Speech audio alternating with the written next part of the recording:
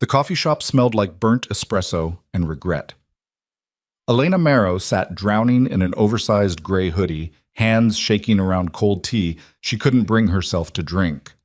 She'd spent 3 years learning how to disappear. No eye contact, no makeup, clothes 2 sizes too big. Anything to avoid being noticed after her ex-boyfriend had stolen everything and vanished like smoke. Then the door opened and the entire room held its breath. Lucien Moretti stepped inside wearing a black tailored coat and an expression that could stop hearts. Tattoos crawled up his neck. His eyes swept the cafe with lethal precision. Men looked away. Women stared. He moved like a predator. Then he sat across from her, smiled faintly, and said her name like a promise. Elena's blind date wasn't supposed to be a mafia boss.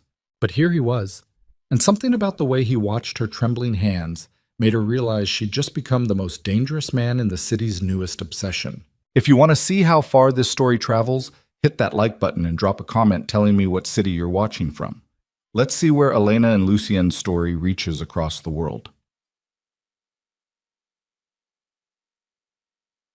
Elena should have canceled the blind date 3 hours ago. She'd stood in front of her bathroom mirror that morning, staring at the exhausted woman reflected back. Dark circles carved beneath brown eyes, hair pulled into a messy bun, skin pale from too many skipped meals and sleepless nights. Her apartment was a cramped studio in a building that smelled like mildew and broken dreams. Rent was late again. Student loans crushed her monthly budget. The scars left by her ex-boyfriend Marcus ran deeper than empty bank accounts. He'd been charming at first, attentive, loving. Then he'd slowly drained her savings under the guise of investments and emergency loans before disappearing completely 18 months ago. Elena reported it. Police said there wasn't enough evidence. Marcus had been careful. Legal theft dressed up as trust, so she learned to survive by becoming invisible. No dating, no friendships, no risks, just work, bills, and the suffocating anxiety that never quite left her chest. But her coworker Diane had been relentless about the setup for weeks. He's perfect for you, Elena. Quiet, respectful, just needs someone normal in his life. Normal? Elena almost laughed at that word. Nothing about her life felt normal anymore. Still, she'd agreed out of sheer exhaustion from Diane's nagging. Now sitting in the corner booth of this half-empty coffee shop on a rainy Thursday afternoon, Elena regretted everything. Her hoodie was deliberately oversized and shapeless. No makeup, ratty sneakers, hair unwashed. She'd dressed specifically to look unappealing. A defensive strategy to ensure this date ended quickly and without complications. The rain hammered against the windows. Steam rose from espresso machines. Soft jazz played from overhead speakers, trying and failing to create ambiance in a place that mostly served burnt coffee and stale pastries. Elena checked her phone for the 4th time. 2:37. Her date was 7 minutes late. Maybe he wouldn't show. Maybe she could leave, text Diane some polite excuse, and return to the safety of obscurity. Then the front door opened. The change in atmosphere was immediate and visceral. Conversations died mid-sentence. A woman near the counter dropped her spoon. The barista froze with a milk frother in his hand. Even the jazz seemed to lower in volume, as if the music itself recognized predatory authority when it walked through the door. Lucien Moretti stepped inside, surrounded by an aura of controlled violence. He was tall, well over 6 feet, with broad shoulders beneath a black wool coat that probably cost more than Elena's entire year of rent. Dark hair slicked back, strong jawline, tattoos visible along his neck disappearing beneath his collar like classified documents. His eyes were the color of smoke before a fire, gray and sharp, and capable of cutting through lies with surgical precision. He didn't look around nervously, searching for his date. He scanned the room like a general surveying a battlefield. 2 men at a corner table immediately stood and left without finishing their drinks. A businessman in a cheap suit suddenly became very interested in his laptop screen. The barista busied himself wiping down already clean counters. Elena's instincts screamed at her to run, but her body had frozen completely. Then Lucien's gaze locked onto her. His expression shifted, softened just slightly, and he moved through the cafe with the fluid grace of someone who'd spent his entire life commanding spaces simply by existing within them. He stopped directly in front of her booth. "Elena?" His voice was deep and smooth with a dangerous edge that made her spine straighten involuntarily. It wasn't loud. It didn't need to be. Every word carried weight. She blinked up at him, mouth dry, heart hammering against her ribs. This couldn't be her date. Diane said businessman. Normal, respectful. This man looked like he ordered executions between conference calls. Yes, that's me. Her voice came out embarrassingly small. Lucien's mouth curved into the faintest smile. He removed his coat with practiced efficiency, revealing a charcoal suit tailored perfectly to his frame, and sat across from her with unsettling calm. Up close, Elena could see details she'd missed from across the room. A thin scar cutting through his left eyebrow, the expensive watch on his wrist, the way his hands rested flat on the table with the controlled stillness of a coiled weapon. I'm Lucien. He watched her with an intensity that felt like being dissected. I apologize for being late. Traffic. Elena doubted traffic dared inconvenience this man. It's fine. She wrapped both hands around her cold tea, needing something to anchor herself. I wasn't waiting long. Silence stretched between them. Elena's anxiety spiked. She was terrible at small talk, terrible at dating, terrible at pretending she wasn't barely holding herself together most days. Diane speaks highly of you, Lucien offered, his tone surprisingly gentle.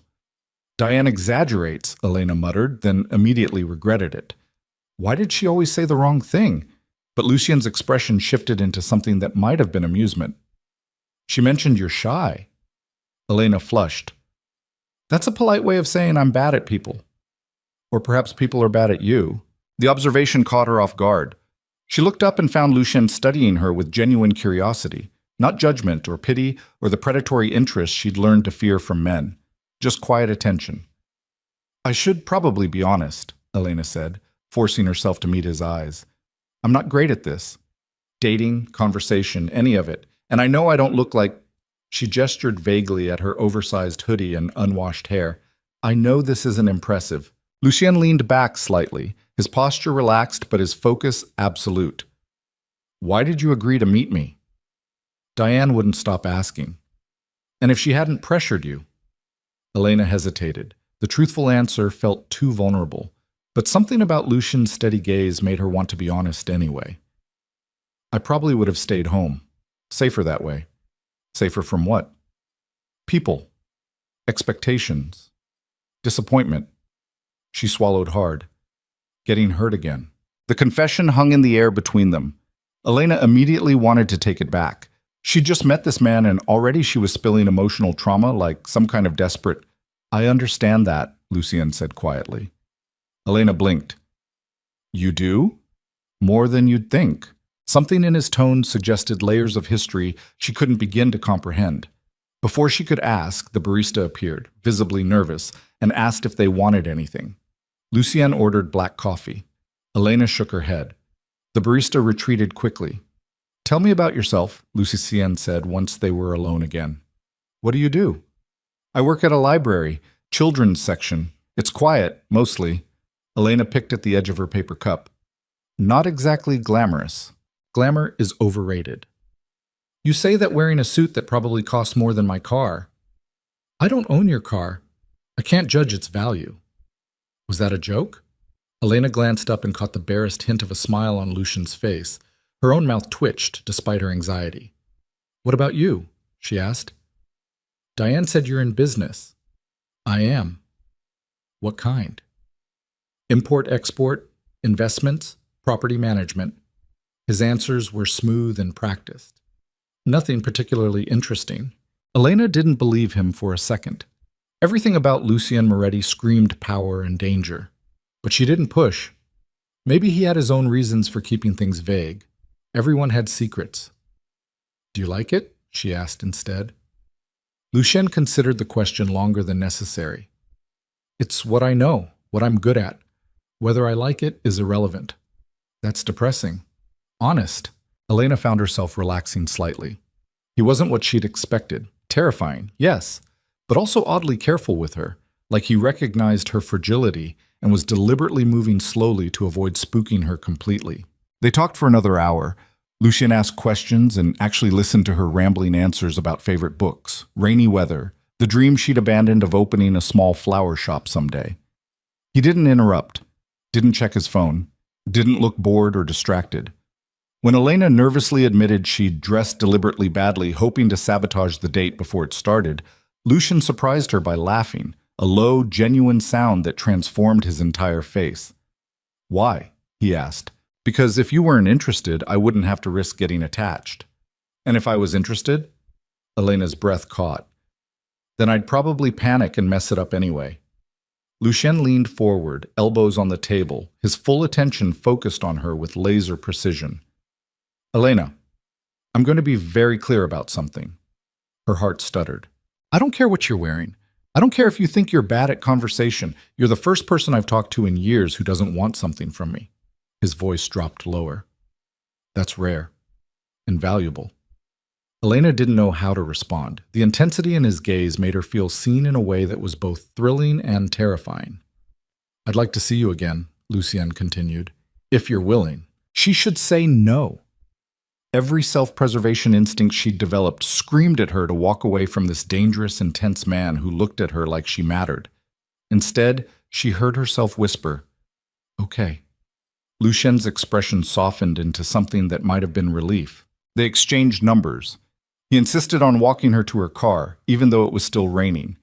Outside, Elena noticed for the first time the black SUV parked across the street with tinted windows and two men standing beside it wearing earpieces. Bodyguards. Her stomach dropped.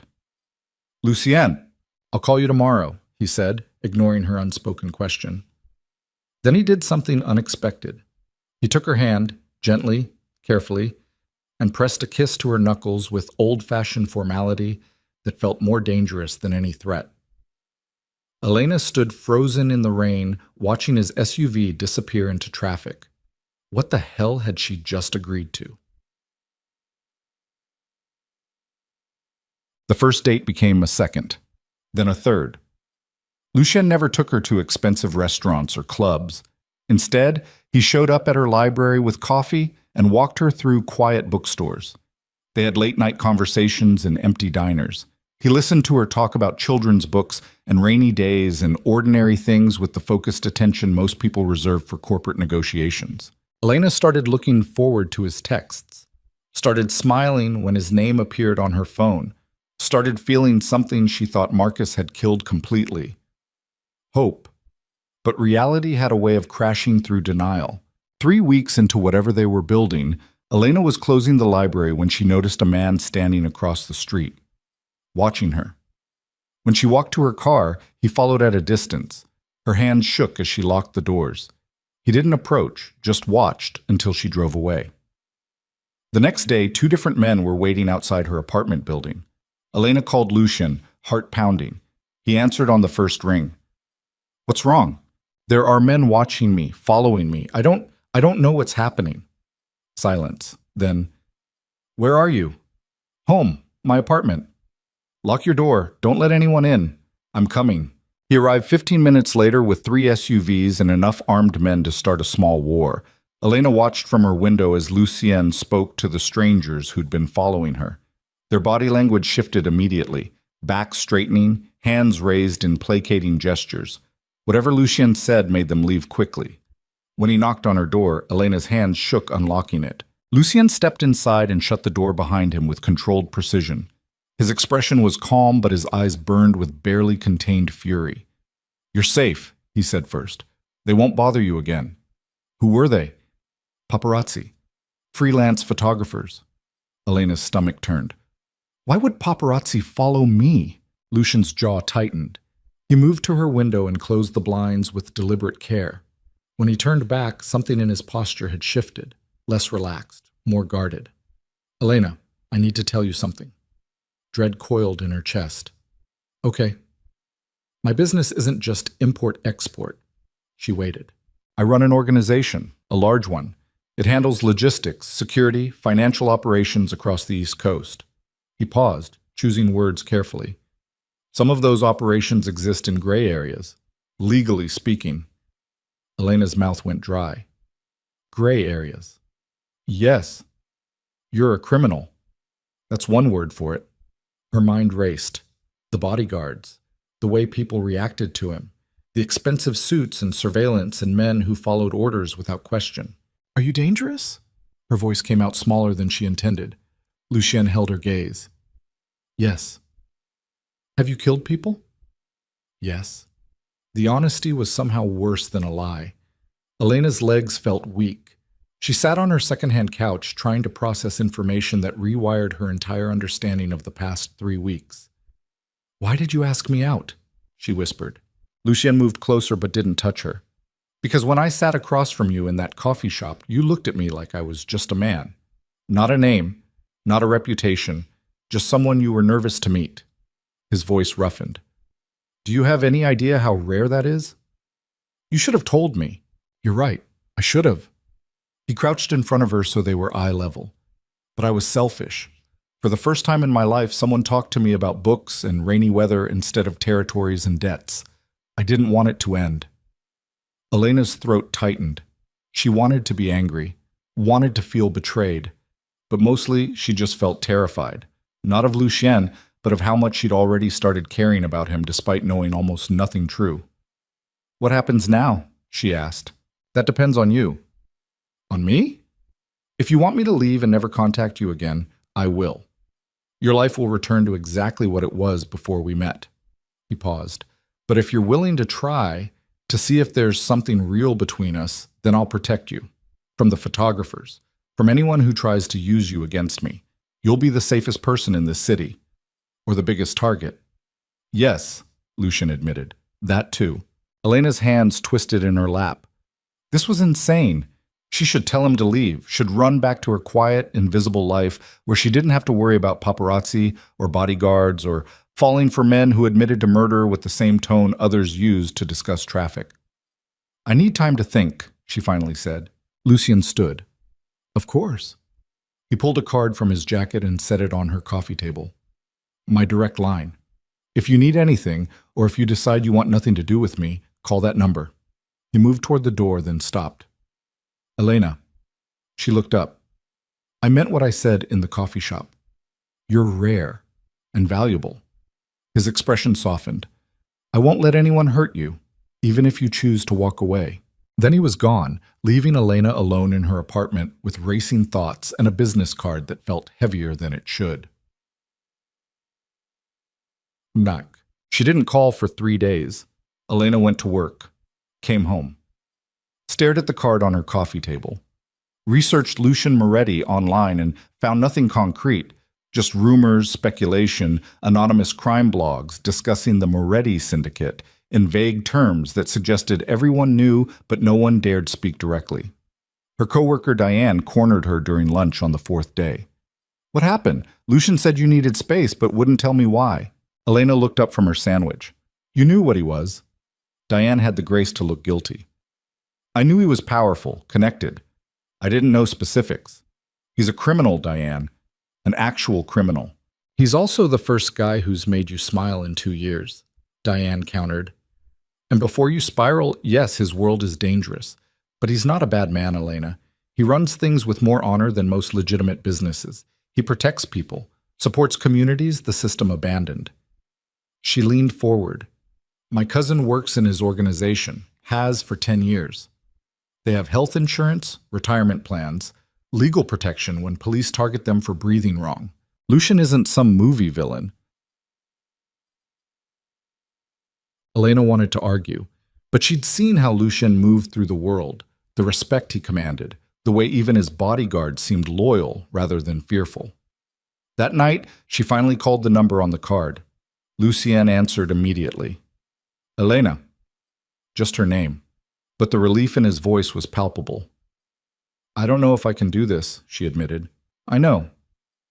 Your world terrifies me. It should, but I can't stop thinking about you. Silence stretched between them, heavy with possibility and danger in equal measure. Meet me tomorrow, Lucienne said quietly. Let me show you something. Then you can decide. Elena closed her eyes. Every logical part of her brain screamed this was a mistake. Okay, she whispered anyway. Lucian picked her up the next evening in a different car, still expensive, but lower profile. No bodyguards visible, though Elena suspected they were nearby. He drove them to a neighborhood Elena didn't recognize. Working class. Modest homes. Children playing in yards. They stopped in front of a community center with freshly painted walls and new playground equipment. I rebuilt this place 5 years ago, Lucian said, staring at the building. The city let it rot. Kids had nowhere safe to go after school, so I bought the property, renovated it, hired staff. It's free for any family who needs it. Elena stared at him. Why? Because I grew up in a neighborhood like this. My mother worked 3 jobs. I spent afternoons alone or getting into trouble because there was nowhere else to be. He glanced at her. I can't erase what I do, Elena, but I can make sure kids don't suffer the way I did. They drove to another location, a medical clinic offering free health care, then a job training center, a housing complex for low-income families. Every place clean, well-maintained, staffed by people who greeted Lucien with genuine respect rather than fear. This is what I do with the money, Lucien said as they sat parked outside the housing complex. Not all of it. I'm not pretending I'm a saint, but this matters to me. These people matter. Elena's chest felt tight. The man beside her was a contradiction. Violence and protection, power and compassion, danger wrapped around something unexpectedly gentle. I don't know how to reconcile this, she admitted. The criminal and this.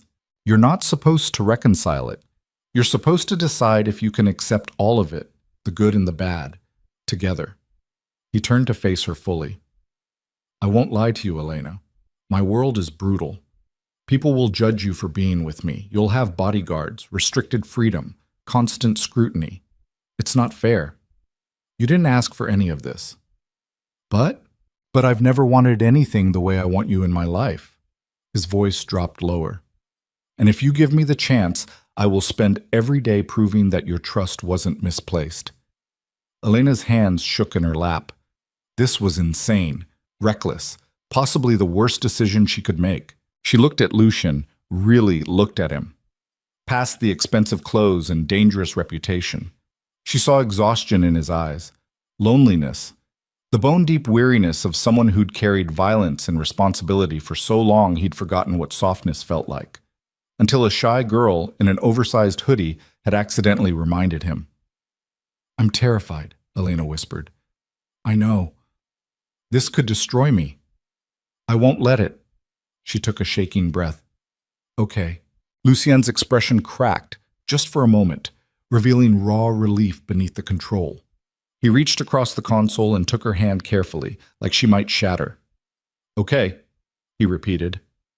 Elena squeezed his fingers and tried to ignore the voice in her head screaming that she'd just stepped off a cliff with no idea if there was ground below. The first month was surreal. Lucien introduced her to his world slowly. Dinners at upscale restaurants where staff knew his name. Meetings with associates who treated Elena with cautious respect. Bodyguards who followed at a discreet distance but never let her out of sight. It was suffocating and protective simultaneously. Elena learned to navigate sideways glances from strangers who recognized Lucien. Learned to ignore whispered conversations that died when she entered rooms. Learned to sleep with her phone nearby because sometimes Lucien called at 3 a.m. just to hear her voice after whatever darkness his work demanded. He never brought the violence home to her. But she felt it lingering in the tension across his shoulders, saw it in bruised knuckles he claimed came from boxing, heard it in the edge of his voice when he gave orders to men who moved like soldiers. Still, with her, Lucien remained gentle. He showed up at her library with coffee and listened to her ramble about difficult patrons and children's book recommendations. He took her to quiet bookstores and let her spend hours browsing while he stood nearby reading newspapers. He learned she loved rainy weather and surprised her with drives through the city during storms. Elena found herself falling despite every warning bell still ringing in her head. Then came the invitation to meet his family. Lucien mentioned it casually over dinner at her apartment.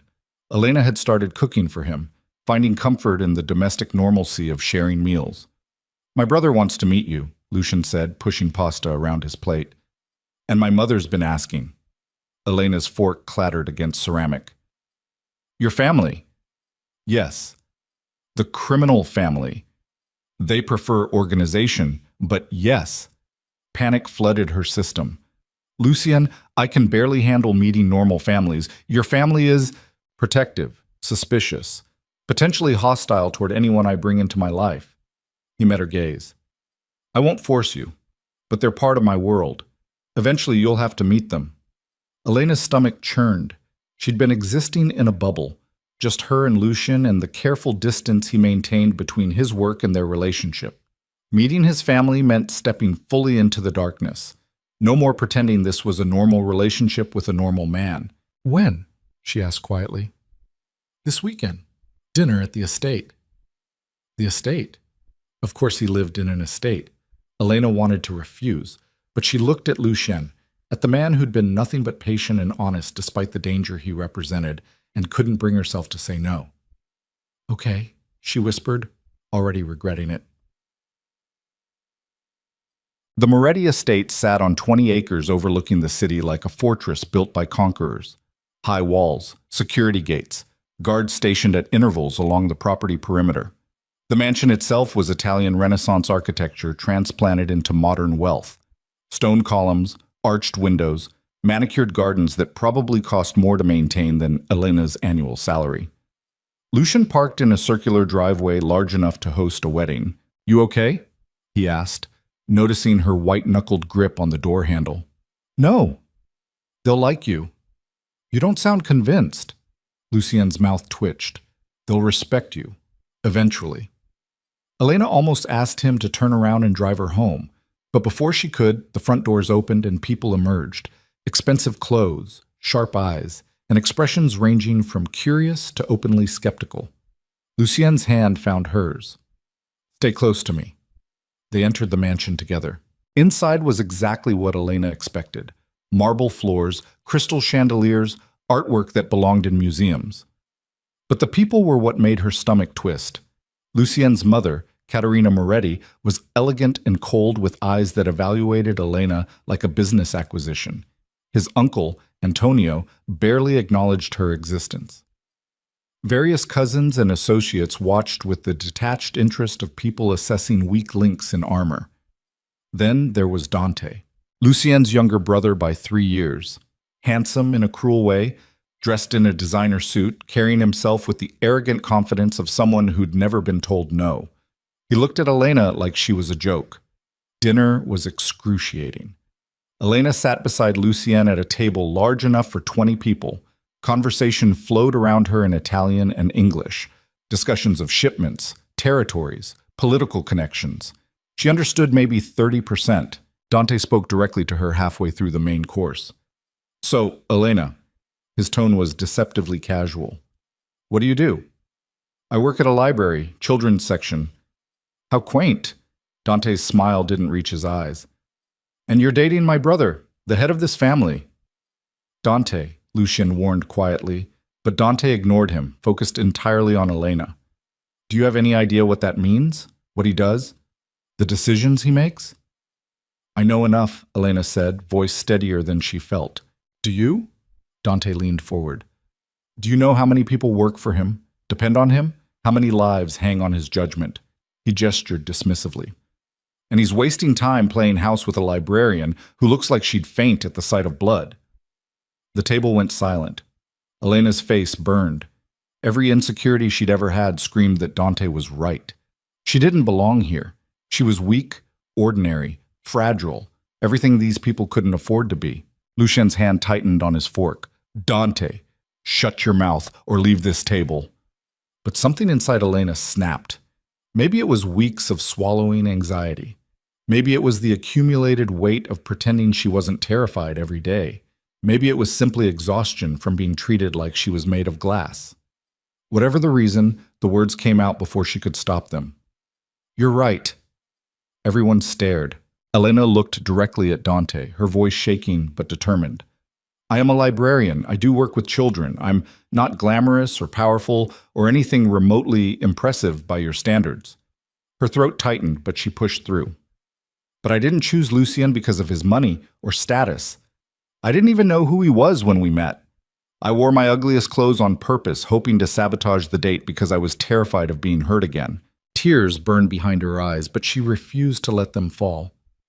So yes, I'm weak, I'm fragile. I probably will faint at the sight of real violence, but at least I'm honest about it. She looked around the table at all the beautiful, dangerous people judging her. How many of you can say the same? The silence was deafening. Dante's expression flickered, surprise mixed with something that might have been grudging respect. Katerina watched Elena with new interest. And Lucien? Lucien stared at her like she'd just performed a miracle. Elena stood on shaking legs. Excuse me, I need air. She walked out of the dining room with her heart pounding and tears finally spilling down her cheeks. She'd just humiliated herself in front of Lucien's entire family. They'd probably laugh about the weak librarian who couldn't handle pressure. Lucien would realize she was a liability, and strong hands caught her shoulders. She turned and found Lucien standing in the hallway, his expression intense and unreadable. Don't, Elena whispered. Don't tell me it's okay, or that they'll understand, or... Lucien kissed her, not gentle, not careful, but desperate and consuming, like a drowning man finally reaching the surface. His hands cupped her face with reverent intensity, and when he finally pulled back, his voice was rough. You are the bravest person I have ever known. Elena stared at him. I just fell apart in front of your family. No, you told the truth when everyone else wears masks. He pressed his forehead against hers. Do you understand how rare that is? How extraordinary? Lucien, they see weakness. I see someone strong enough to be vulnerable in a room full of predators. His thumbs brushed away her tears. I see the only person in my life who isn't afraid to be real. Elena's breath hitched. I don't know if I can do this. Your world, your family, all of it. I'm not strong enough. You're stronger than you think. What if I'm not? Lucien's gray eyes held hers with absolute certainty. Then I'll be strong enough for both of us. And in that moment, standing in the marble hallway of a mansion built by generations of criminals, Elena realized something terrifying. She was completely, irrevocably in love with Lucien Moretti, and there was no going back now. The kiss in the hallway changed everything. Not because it solved anything, not because Lucien's family suddenly accepted Elena or because her fears evaporated like morning fog, but because it marked the exact moment Elena stopped pretending she could walk away. She'd crossed a line she didn't even know existed, from woman dating a dangerous man to woman willing to burn for him. They returned to the dining room together. Lucien's hand rested against her lower back with possessive certainty. The family watched them enter with expressions ranging from surprise to calculation. Dante's smirk had vanished completely. Katerina Moretti observed Elena with the sharp focus of a jeweler examining a diamond for flaws. Elena sat back down with trembling hands but lifted chin. She'd already humiliated herself. Might as well finish dinner. The conversation resumed carefully. Antonio asked about shipping routes. A cousin discussed real estate acquisitions. But the energy had shifted. People glanced at Elena when they thought she wasn't looking. Not with mockery anymore, with reassessment. After dessert, Katerina invited Elena to walk through the garden. It wasn't really an invitation, more like a polite command that came with bodyguards trailing at a distance. The two women moved through manicured pathways lit by ground lights, their breath visible in the cold November air. My son has never brought a woman to this house, Katerina said without preamble. Her accent carried the music of southern Italy beneath perfect English. Not in 15 years of running this family. Elena didn't know how to respond to that. Do you know why? Katerina stopped beside a fountain carved from marble. Water trickled despite the cold. No. Because Lucien understands that anyone in his life becomes a target, a liability, a weakness enemies will exploit without hesitation. Katerina turned to face her directly. Yet he brought you here, introduced you to people who could destroy you with a phone call. Why do you think that is? Elena's throat tightened. You'd have to ask him. I'm asking you. The older woman's gaze was relentless. Elena understood suddenly that this was a test, not of social graces or family compatibility, but of survival instinct. Because he thinks I'm worth the risk, Elena said quietly. And I think he is too. Katerina's expression didn't change. My husband died when Lucien was 19. Rival family ambushed him at a restaurant. 3 bullets. He bled out before the ambulance arrived. Her voice remained steady despite the horrific content. Lucien became head of this family that night. 19 years old and responsible for 200 people's lives. Do you understand what that does to a person? Elena's chest ached. No. It hollows them, turns them into something harder than bone. Lucien has done terrible things to protect this family. He will do worse if necessary. Katerina stepped closer. Can you live with that? With knowing the man who holds you at night has blood on his hands that will never wash clean? The question hung between them like smoke. Elena thought about Lucien's bruised knuckles, the tension in his shoulders when his phone rang at midnight, the way he kissed her forehead before leaving for meetings he never discussed. She'd spent weeks pretending she could separate the gentle man from the brutal one, but they weren't separate. They were the same person. I don't know, Elena admitted, but I'm trying. Something flickered in Katerina's eyes. Not warmth exactly, but perhaps the faintest edge of approval. That's the first honest answer I've heard from anyone at this table in years. They walked back in silence. When they reached the house, Katerina paused at the door. My son loves you. I can see it in the way he watches you, like you're something precious he's terrified of breaking. Her expression hardened. But love won't protect you from what's coming. This world devours soft things. If you stay, you'll either harden or shatter. There's no middle ground. Elena met her gaze. Then I'll have to get harder. Katerina's mouth curved into something that wasn't quite a smile. We'll see. The next 3 weeks felt like walking a tightrope strung between two burning buildings. Elena tried to maintain normalcy. She went to work at the library, came home to her cramped apartment, cooked simple dinners. But normalcy was an illusion because now there were bodyguards stationed outside her building, black SUVs following her commute, men in suits watching her grocery shopping like she was transporting nuclear codes instead of buying milk and pasta. Lucien spent every spare moment with her, often showing up exhausted at her door near midnight, eyes shadowed, jaw tight. He never discussed what kept him away. Elena learned not to ask. Instead, she'd make tea, they'd sit on her second-hand couch, and slowly the tension would drain from his shoulders. Those quiet hours felt stolen from a life they couldn't actually have. Then the photographs appeared. Crime blogs published grainy shots of Elena and Lucien together, walking through bookstores, sharing coffee, his hand against her back. The captions speculated wildly. Moretti's mystery woman. Mafia boss goes soft? Who is she? Elena's co-workers started looking at her differently. The head librarian called her into the office with concerned questions about associations and library reputation. Strangers recognized her on the street. A woman at the grocery store whispered to her friend, "That's the girl dating the mobster." The walls were closing in. Elena mentioned it to Lucien during one of their late-night kitchen conversations. He went dangerously still, coffee cup frozen halfway to his mouth. What did people say? His voice carried the cold precision he used for business. Nothing specific, just looks, whispers. Names. I need names. Lucien, no. Elena. He set down the cup with controlled force. If people are harassing you because of me, I'll handle it. That's the problem. Her voice cracked with frustration. You can't handle everything with intimidation and fear. That's not how normal people solve problems. I'm not normal people. I know, but I am. Elena stood, pacing her tiny kitchen. I can't live like this. Bodyguards following me to work. Coworkers treating me like I'm radioactive. Strangers taking my picture without permission. Tears burned her eyes. I feel like I'm disappearing. Lucien stood slowly, his expression unreadable. What are you saying? I don't know. Elena pressed her palms against her face. I need to breathe. I need space to figure out if I can actually do this. The silence stretched until it became suffocating. Okay, Lucien said finally. His voice had gone flat, emotionally locked down. How much space? A week, maybe 2. Just time to think without bodyguards and photographers and... She gestured helplessly.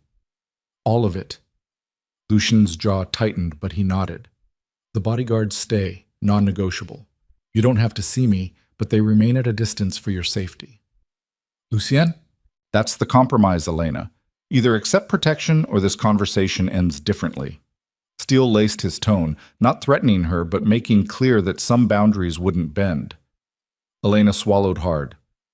Fine. He moved toward the door, every line of his body rigid with suppressed emotion, but he stopped with his hand on the doorknob and turned back. I love you, Lucian said quietly. And I know that complicates everything, but you should know it before you decide whether I'm worth the chaos. Then he left, closing the door with devastating gentleness. Elena stood frozen in her kitchen, heart fracturing, wondering if she'd just made the worst mistake of her life or barely escaped making an even worse one. Dante Moretti found the private investigator's report 3 days later. He sat alone in his office at the Moretti import warehouse, reading through Elena Mero's financial history with growing disbelief. Page after page documented systematic theft. An ex-boyfriend named Marcus Chen had drained her accounts over 18 months. Emergency loans that never got repaid, investment opportunities that never materialized, joint credit cards maxed out and abandoned. Total damage, $73,000. Elena was still drowning in debt. Student loans compounded by Marcus's fraud. She worked 40 hours at the library and picked up weekend shifts at a bookstore just to make minimum payments. Her apartment was a dump because she couldn't afford anything better. She skipped meals to save money. And she'd never once asked Lucien for financial help. Dante leaned back in his leather chair, reassessing everything. He'd assumed Elena was a gold digger, another pretty face angling for access to Moretti money. He'd been wrong. She was either a masterful long con artist or legitimately the most selfless person his brother had ever dated. Given Dante's decade of experience reading people, he suspected the latter, which meant his behavior at dinner had been not just cruel, but dangerously short-sighted. If Elena actually loved Lucien and Dante had driven a wedge between them, the fallout could destabilize his brother emotionally. An emotionally compromised boss was a liability the family couldn't afford. Dante needed to fix this. He called Lucien. We need to talk about Elena. Not interested. Lucien's voice was clipped. You haven't seen her in 3 days. You've been making decisions with the strategic clarity of someone who wants to start wars. I'm coming over. He hung up before Lucien could argue. 30 minutes later, Dante let himself into Lucien's penthouse with the key his brother had never bothered revoking. The place was immaculate as always. Modern furniture, floor-to-ceiling windows overlooking the city, expensive artwork. But Lucien sat on the couch in sweatpants and a t-shirt, drinking bourbon straight from the bottle at 2 in the afternoon. Not good. You look like hell, Dante observed, dropping the investigator's report on the coffee table. Lucien glanced at it without interest. What is that? Background check on Elena. Read it. I don't need to spy on her. I already did, so read it. Dante sat in the facing chair. Or I'll summarize, your girlfriend is $73,000 in debt because her ex-boyfriend committed systematic financial fraud. She's been working 2 jobs for over a year just to survive. And in 3 months of dating you, a man who could write a check right now and erase her problems, she hasn't asked for a single dollar. Lucien went very still. He set down the bourbon and picked up the report, reading with laser focus. The muscle in his jaw jumped. His knuckles went white, gripping the pages. Where did you get this? His voice was dangerously quiet. Private investigator. I wanted to know if she was using you. And your conclusion? She's not. Dante leaned forward, which means I was wrong about her, and I owe both of you an apology. Lucien stared at the financial records like they physically hurt him. 73,000. Yes. She's been suffering this entire time and never said a word. Appears so. Lucien's expression transformed into something cold and lethal. Find Marcus Chen. I want his location within the hour. Already done. He's in Seattle using a fake name, made a whole new life with someone else's money. Send the team. Bring him back. Dante hesitated. Lucien, that man destroyed Elena's life and walked away. He doesn't get to keep breathing free air. Pure fury vibrated in Lucien's voice. I want him on his knees in front of me by tomorrow morning. And if Elena finds out you kidnapped her ex-boyfriend for revenge, she won't. This doesn't touch her. Everything touches her now. She's part of your life. Dante stood. Look, I get the impulse. But maybe instead of going full scorched earth vengeance, you try something revolutionary. Ask Elena what she needs. Lucien looked up sharply. She asked for space. Because she's overwhelmed, not because she doesn't love you. Dante moved toward the door. Go talk to her, actually talk. Not boss, not fixer, but man to woman. Be honest about what you want. Let her be honest about what she can handle. Then decide together. He left before Lucien could argue. Alone again, Lucien read through the financial documents a second time. Each page deepened his fury. Elena had smiled through their dates while carrying this crushing weight. She'd cooked him dinners she probably couldn't afford, refused his offers to pay for things with gentle insistence that made sense now. Not independence, but shame.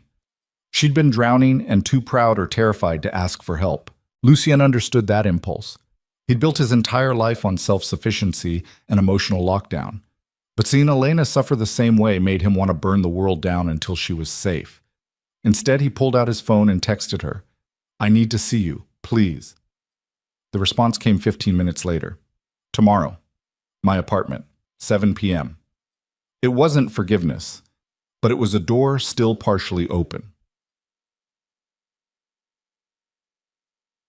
Elena spent the days leading up to that meeting in quiet agony.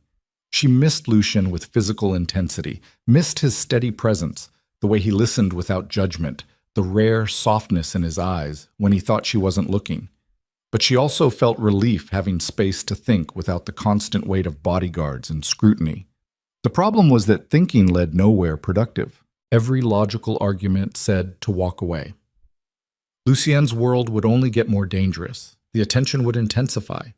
Eventually, someone would use her against him and people would die, maybe including her.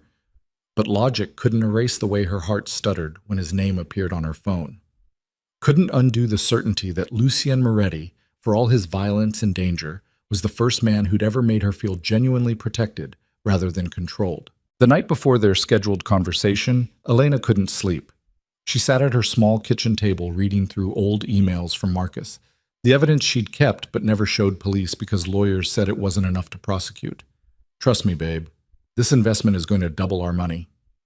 I just need to borrow $5,000 to close the deal. I'll pay you back next month.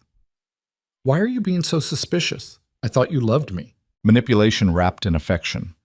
Elena had fallen for every line because she'd been so desperate to be loved that she ignored every red flag waving directly in her face. And now here she was, repeating the pattern with a man infinitely more dangerous than Marcus ever dreamed of being.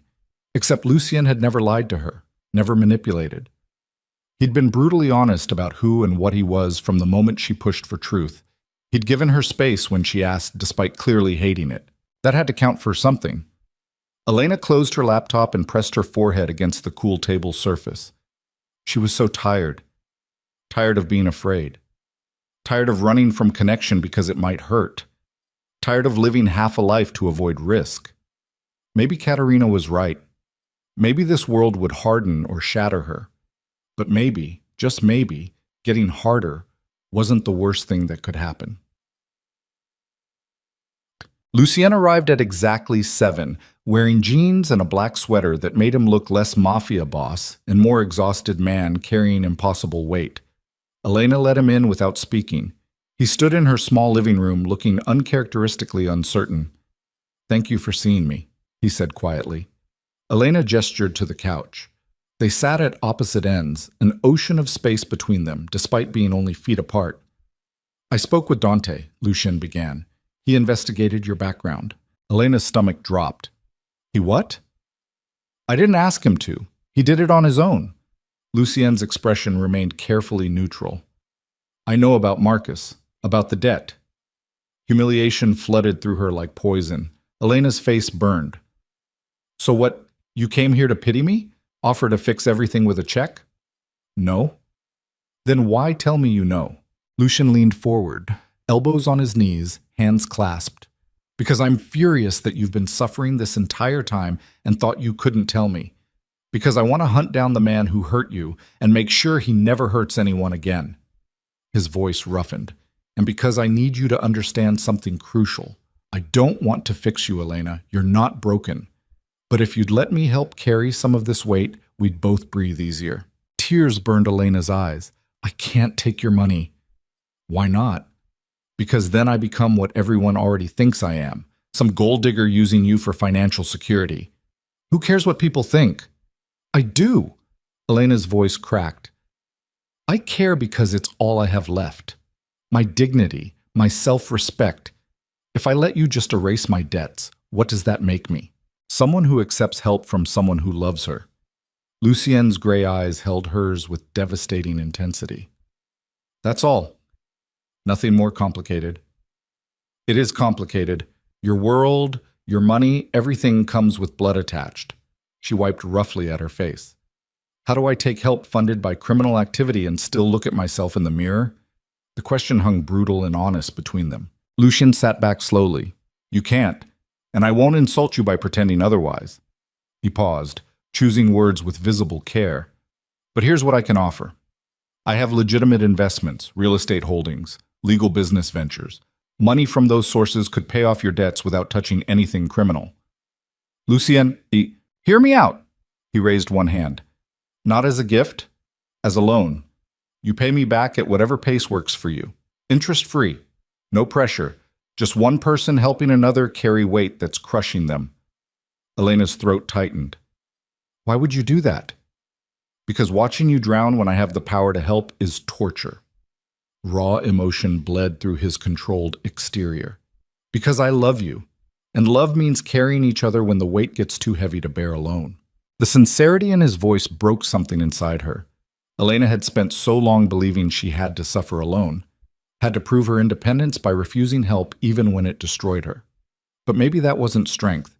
Maybe that was just fear wearing a different mask. I don't know if I can accept that, she whispered. Okay. Just okay? Lucien's expression softened with sad understanding. Elena, I'm not going to force help on you. If accepting money, even as a loan, makes you feel compromised, then we find another way forward. He paused. But I need you to be honest with me about something. What? Is this really about the money? Or is it about whether you can live with what I am? The question cut straight through every defense she'd constructed. Elena looked at Lucien, really looked at him, past the expensive clothes and dangerous reputation.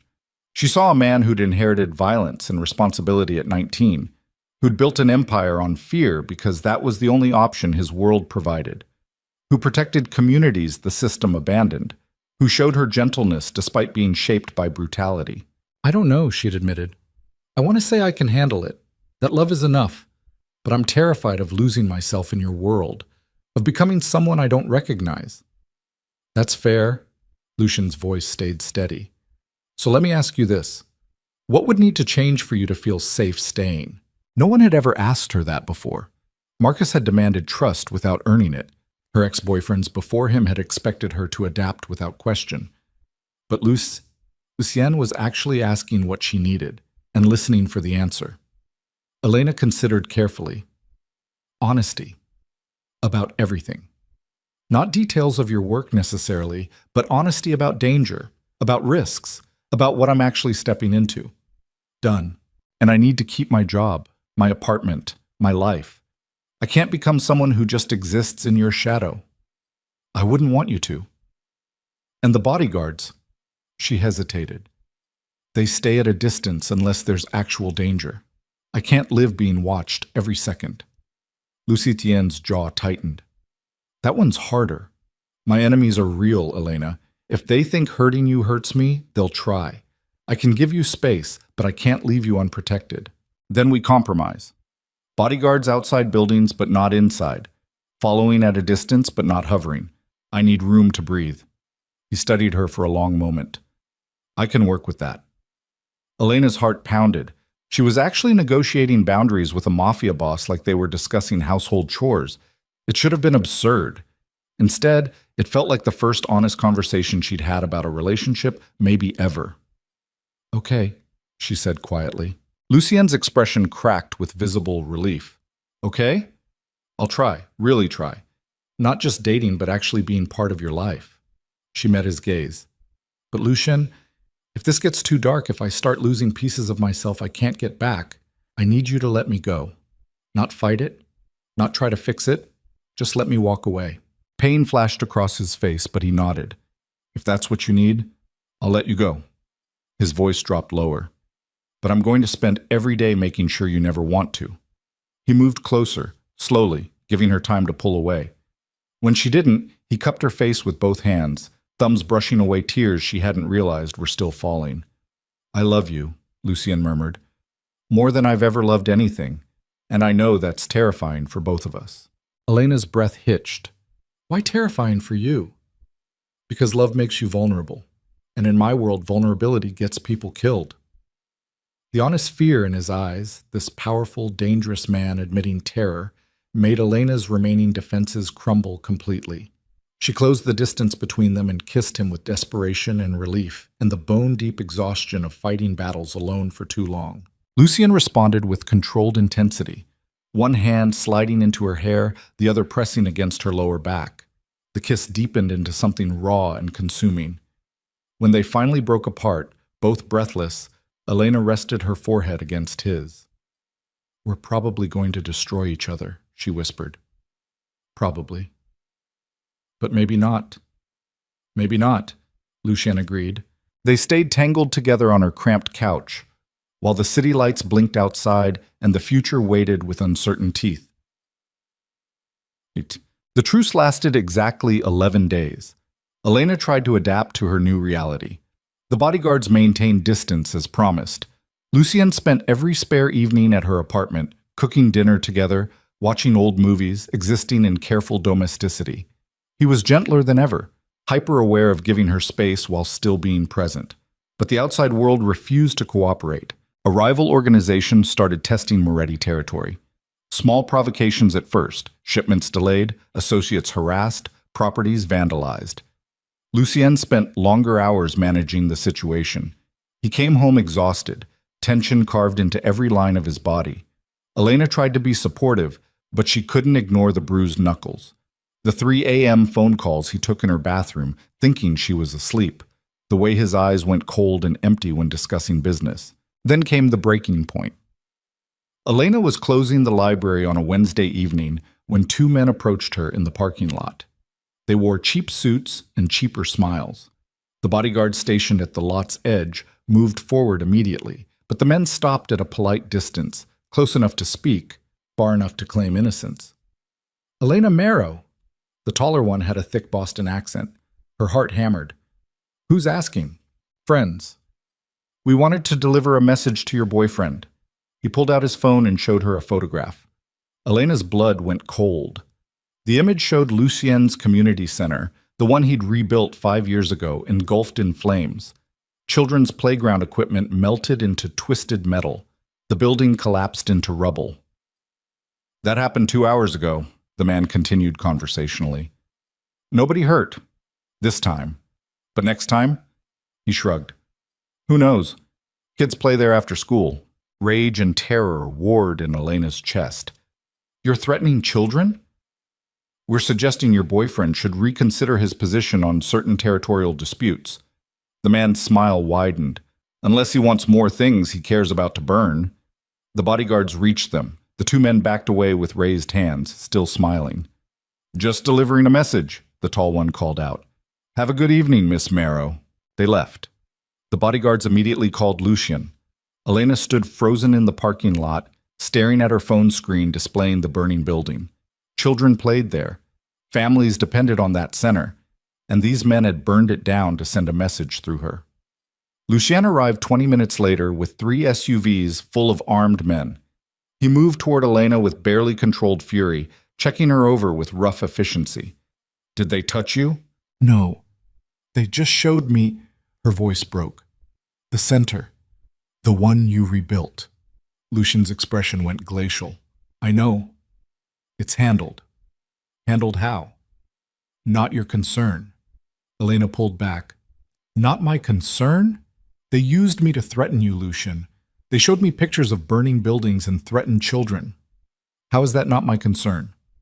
"Because I will deal with it." His voice carried absolute authority. "This is business, my business. You don't need to worry about—" "Stop!" Elena's hands shook with adrenaline. "Stop protecting me from reality. This is the reality. Men threatening to hurt kids to get to you. Burning buildings. Violence.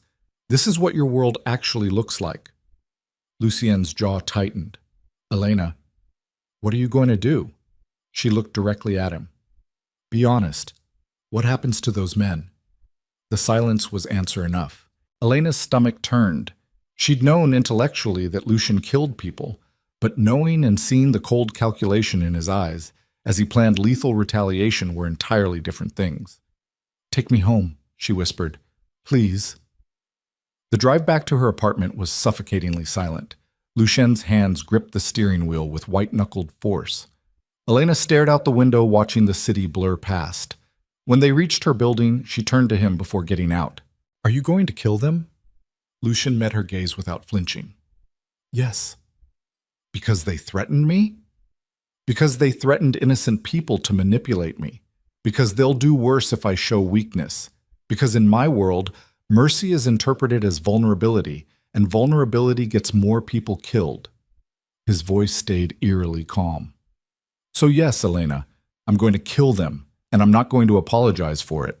Tears burned Elena's eyes. I don't know how to be okay with that. I'm not asking you to be okay with it. I'm asking you to understand it's necessary. Necessary. The word tasted like ash. You keep saying that. Like violence is inevitable. Like there's no other option. In my world, there isn't. Then maybe I can't live in your world. The words came out broken and desperate. Because I can't love someone and know they're capable of... She couldn't finish the sentence.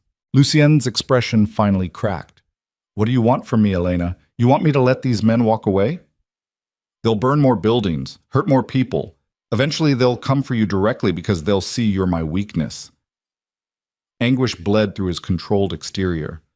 I can't protect you without being what I am, and I can't be anything other than what I am. I know. Elena's voice broke completely. And that's the problem. She got out of the car before he could respond, ran up to her apartment, locked the door, and slid down against it, sobbing with the crushing weight of impossible choices.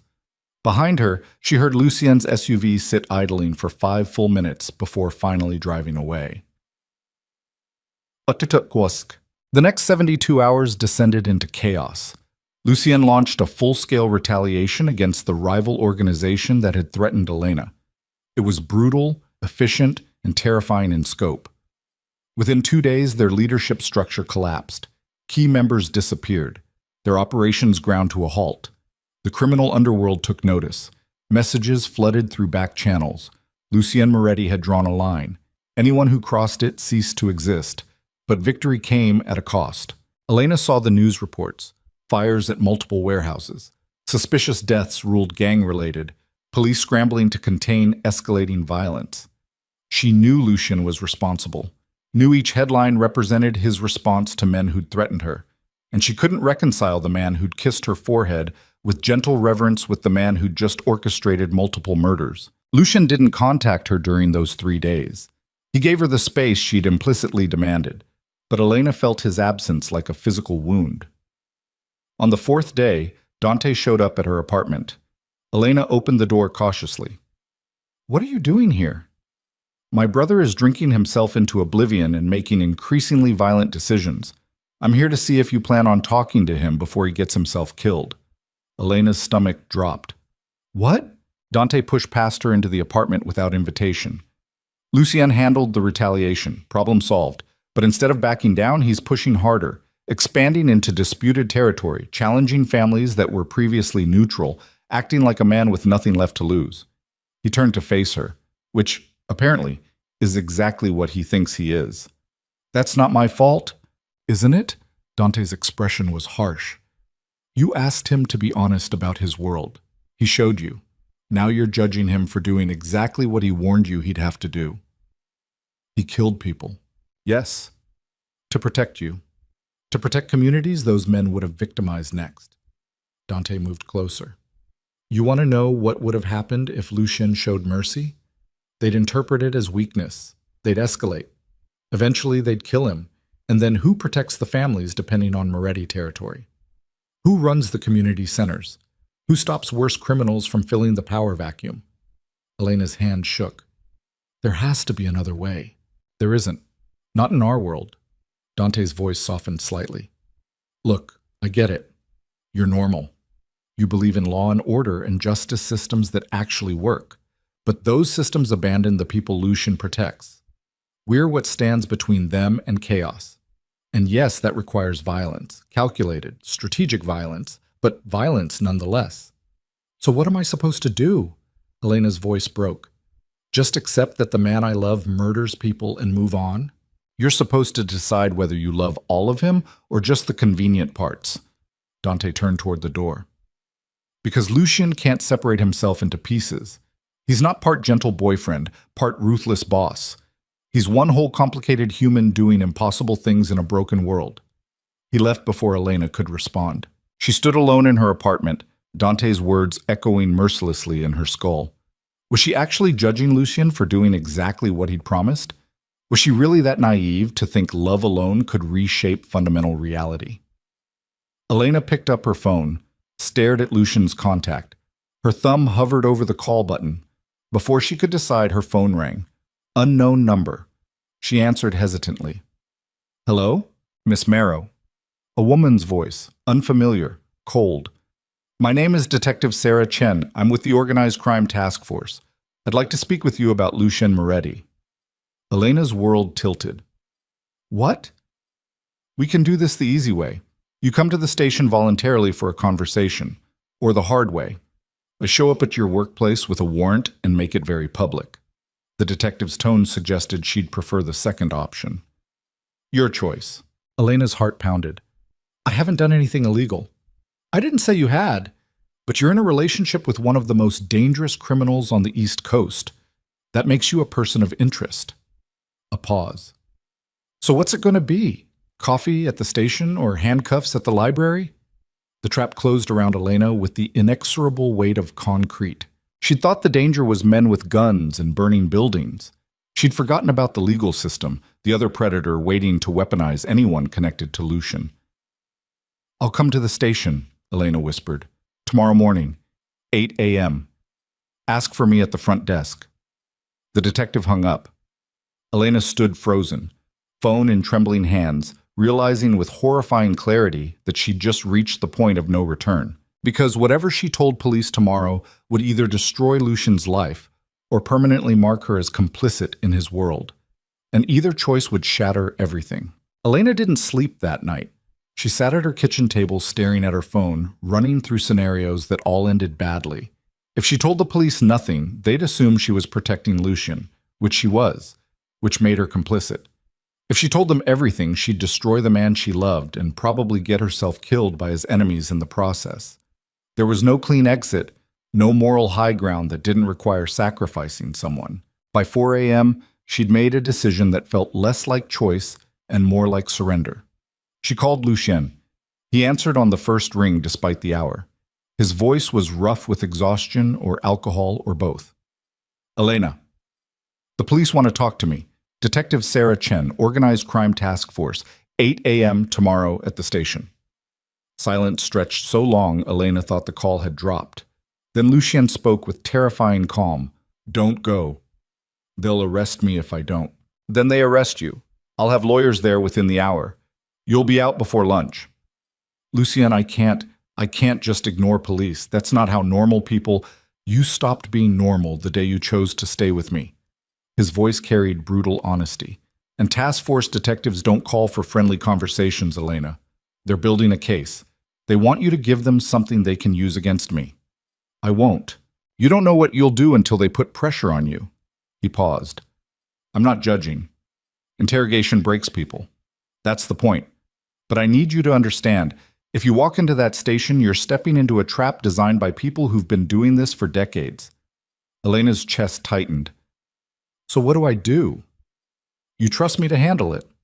How? By doing what I do, making problems disappear. The word sent ice through her veins. You can't make a police detective disappear, Lucian. That would... Not like that, Jesus, Elena. He sounded pained. I meant legally. I have lawyers, connections, ways to shut down investigations that overstep boundaries, but I need time. 24 hours minimum. She wants me there in 4 hours. Then don't show. Come to my place. Stay with me until this is resolved. Elena stood and paced her tiny kitchen. Every instinct screamed that running from police was insane. But going alone into an interrogation about a man whose world she barely understood seemed equally suicidal. "Okay," she whispered. "Okay? I'll come to you, but Lucien," her voice cracked. "If your solution involves hurting people, I can't be part of that. I can't." "I know." His tone softened. "Pack a bag. Bodyguards will be there in 10 minutes to bring you here." He hung up before she could change her mind. Elena moved through her apartment like a ghost, throwing clothes into a duffel bag with shaking hands. She was doing this, actually running from police to hide with a mob boss. The absurdity would have been funny if it wasn't utterly terrifying. The bodyguards arrived exactly on time. 2 men in dark suits who didn't speak just escorted her downstairs to the waiting SUV. The drive to Lucien's penthouse took 20 minutes through empty pre-dawn streets. Elena watched the city pass by and wondered if she'd just made the worst decision of her life or barely escaped making one even worse. Lucien waited at his door wearing sweatpants and a t-shirt, eyes red-rimmed, jaw shadowed with stubble. He looked human and broken in a way that made Elena's heart fracture. "Come here," he said quietly. She stepped into his arms and let herself collapse against his chest. Lucien held her with desperate intensity, one hand buried in her hair, the other pressed against her spine. His heart hammered beneath her ear. "I'm sorry," he murmured into her hair. "I'm so goddamn sorry you're in this position because of me." Elena couldn't respond. She just held on while the weight of consequences crushed them both. Chat. Detective Sarah Chen showed up at Elena's apartment at exactly 8 a.m. She knocked 3 times, waited, then used the building manager's key to enter legally. The apartment was empty. Bed made, dishes clean, no sign of struggle or rushed departure. Just gone. Sarah stood in the middle of the small living room and smiled coldly. Elena Marrow had just made a choice. And in Sarah's experience, people who ran had something to hide. She pulled out her phone and called her partner. "Marrow's in the wind, probably with Moretti. Get a warrant for electronic surveillance, phones, credit cards, everything. If she's hiding with him, she just became an accessory." This case was about to get much more interesting. Elena spent the first day at Lucien's penthouse feeling like a prisoner in a luxury hotel. The place was stunning, floor-to-ceiling windows overlooking the city, modern furniture that probably cost more than her annual salary, a kitchen that belonged in architectural magazines. But it was also isolated. 43 floors up, security everywhere, no way to leave without Lucien's approval. He spent most of the day on the phone with lawyers, speaking in clipped tones about warrants and probable cause and constitutional violations. Elena caught fragments: harassment, fishing expedition, no grounds for surveillance. By evening, Lucien emerged from his office looking marginally less stressed. "What did they say?" Elena asked from where she sat curled on the leather couch. "Chen's trying to build a RICO case. Racketeering. She needs evidence I'm running a criminal enterprise and that you're knowingly involved." He sat beside her, close, but not touching. "My lawyers are filing motions to block her access to your records. It'll buy us time, but not much." "How much time?" "Days. Maybe a week if we're lucky." Elena's stomach churned. "And then what?" "Then we go on the offensive. Find out who's feeding Chen information, cut off her sources, make the investigation too expensive to continue." His expression hardened. "She's not the first cop who's tried to take me down. Won't be the last." "Lucien, you can't just—" Elena stopped herself. What was she going to say? That he couldn't fight back against police trying to destroy him? That he should just accept prison? Never mind. He studied her carefully. "You were going to say I can't intimidate law enforcement." Something like that. "You're right, I can't, not directly." He leaned back against the couch. "But I can make their lives difficult in legal ways. File complaints about harassment. Get politicians I've helped to ask uncomfortable questions. Expose procedural violations. The system has rules, Elena. I'm very good at using them." She wanted to believe him. Wanted to trust that there was a way out of this nightmare that didn't require violence or corruption, but doubt gnawed at her. "What if it doesn't work?" she asked quietly. "What if Chen builds her case anyway?" Lucien's jaw tightened. Then I have other options. What options? Ones you don't want to know about. Elena turned to face him fully. Stop protecting me from reality. I'm already here, Lucian. Already hiding from police in your penthouse. I think I've earned the right to know what other options means. He met her gaze with visible reluctance. It means I disappear you. New identity, new city, enough money to start over somewhere Chen can't touch you. I have people who specialize in that. Horror flooded through her. You mean witness protection, but illegal. I mean survival. And you? What happens to you? I stay here. Run the organization. Deal with the fallout. His voice stayed eerily calm. You'd be safe. That's what matters. No. Elena's voice shook with fury. Absolutely not.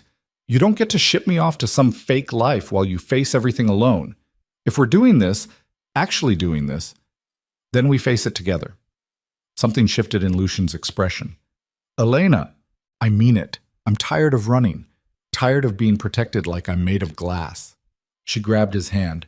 Whatever happens, we handle it together, or I walk out that door right now and turn myself into Chen.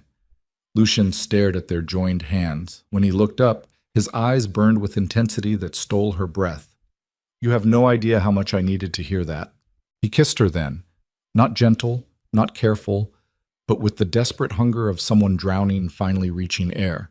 Elena responded with equal intensity, pouring every confused emotion into the connection. Fear and love and fury tangled together until she couldn't separate them anymore. When they finally broke apart, both breathing hard, Lucian pressed his forehead against hers. Together, he murmured. Together, Elena agreed. She didn't know if it was bravery or stupidity. But for the first time in days, the crushing weight on her chest lifted slightly.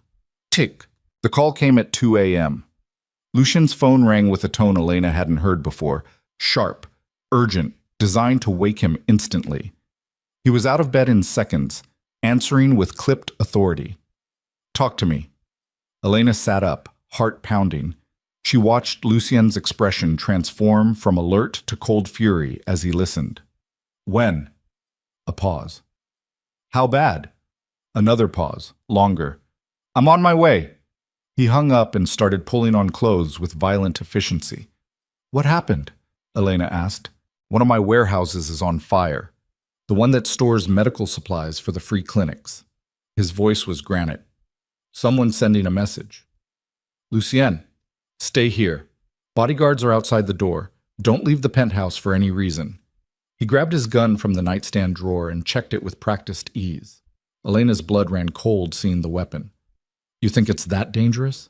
I think whoever burned my warehouse knows I'm distracted by Chen's investigation. They're testing me. He moved toward the door, then stopped and turned back. Lock this door behind me. Don't open it for anyone except me or Dante. Understood? Yes. He kissed her hard and fast, then disappeared into the hallway. Elena locked the door with trembling hands and stood in the dark penthouse listening to the city hum 43 floors below. The clock read 2:17 a.m. Morning felt impossibly far away. She tried to sleep but couldn't. Instead, she paced the living room, checking her phone compulsively. News alerts started appearing around 3 a.m. Fire at East Side Warehouse. Authorities investigating possible arson. No mention of Moretti connections. The media knew how to report around criminal operations without naming them directly. 4 a.m. passed, then 5. Elena called Lucien twice, but both went to voicemail. At 5:43, someone knocked on the penthouse door. Elena froze. Lucian had a key. He wouldn't knock. The knock came again, firm, official. Miss Marrow? This is Detective Chen. I know you're in there. Open the door, please. We need to talk. Ice flooded Elena's veins. How did Chen know she was here? How did she get past building security? I don't have to open the door, Elena called out, voice shaking. You don't have a warrant.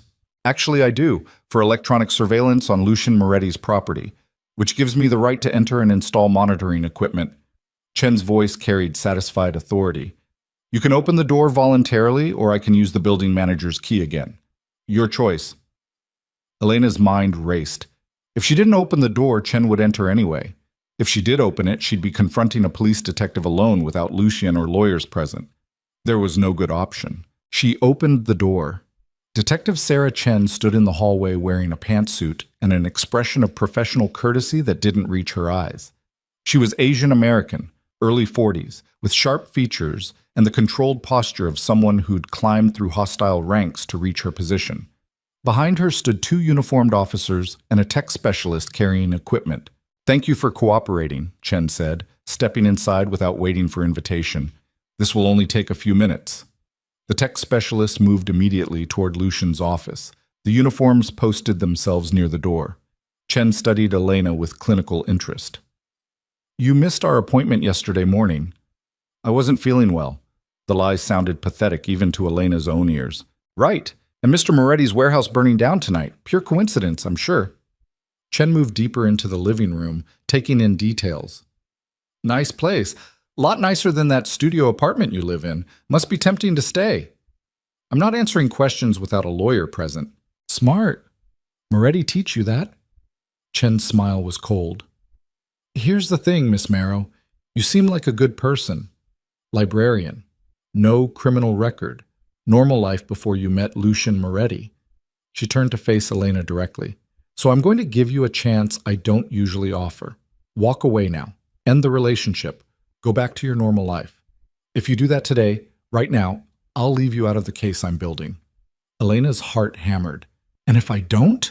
"Then you become complicit in everything he does, every murder, every extortion, every illegal operation. When I take him down, and I will take him down, you go down too."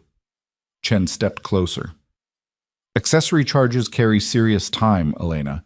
You could be looking at 10 to 15 years in federal prison. Is he really worth that?" The question hung brutal and honest between them. Elena thought about the past months. The fear, the violence, the constant weight of Lucien's world pressing down on her shoulders. She thought about Marcus and the debt that still crushed her, about her tiny apartment and simple life that seemed impossibly distant now. Then she thought about Lucian holding her like she was precious, building community centers, protecting people the system abandoned, the way he looked at her like she was the only real thing in a world made of lies. "Yes," Elena said quietly, "he's worth it." Chen's expression hardened. "Then you're making the biggest mistake of your life." "Maybe, but it's my mistake to make." The detective stared at her for a long moment. Then she pulled out a business card and set it on the counter. "When you change your mind, and you will, call that number. The offer expires in 72 hours. She gestured to her team. The tech specialist emerged from Lucian's office, nodding confirmation that equipment was installed. The group moved toward the door. Chen stopped at the threshold and looked back. "One more thing. You should know that someone close to Moretti has been feeding us information for 6 months. Every meeting, every operation, every vulnerability." Her smile was vicious. "He's not as protected as he thinks, and neither are you." Then she left, taking her officers and her threat with her. Elena stood frozen in the empty penthouse, Chen's words echoing mercilessly. Someone close to Moretti has been feeding us information. A mole. Inside Lucian's organization, someone he trusted was betraying him, and Elena had no idea how to tell him. Ugh. Lucien returned at 7 a.m. covered in soot and exhaustion. Elena met him at the door. "Are you hurt?" "No. Warehouse is gone. Medical supplies destroyed. We'll rebuild." He moved past her toward the bedroom, pulling off his ruined shirt. "What happened here?" Elena followed, pulse racing. "Detective Chen showed up with a warrant. Installed surveillance equipment in your office." Lucian stopped mid-motion. "She what?" "She had a warrant for electronic monitoring. She was here when I woke up." "Fuck." He ran both hands through his soot-darkened hair. "Did she question you?" "She offered me a deal. Said if I walk away now, she'll leave me out of the case." Lucian turned slowly, his expression unreadable. "And?" "I told her you were worth it." Something cracked in his controlled exterior. He crossed the room and pulled Elena against his chest with desperate force. "You're either the bravest person I've ever met, or the most reckless." "Probably both." Elena pressed her face against his bare shoulder. Then she pulled back. "Lucien, there's something else. Chen said someone inside your organization has been feeding her information for 6 months. The change in him was instantaneous. Every muscle went rigid. His eyes went cold and lethal. What exactly did she say? That someone close to you has been giving them details about meetings, operations, vulnerabilities? Elena's voice shook. She said you're not as protected as you think. Lucian stepped away from her, his mind visibly racing through implications. 6 months. That's when Chen's investigation started ramping up. He pulled out his phone. Dante, my place. Now. Emergency meeting. Inner circle only. He hung up and looked at Elena with an expression that made her stomach drop. If there's a traitor in my organization, we're all in danger. You especially.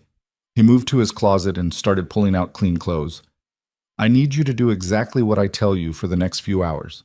Can you do that? Yes. Good. Stay in this penthouse. Don't answer the door for anyone except me or Dante. If something happens, if you hear anything unusual, there's a panic button under the kitchen sink. Press it, and armed security will be here in under 2 minutes. Terror flooded through her. Lucian, you're scaring me. Good. You should be scared.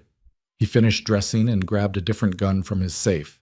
Because whoever's feeding Chen information knows you're here, knows you matter to me.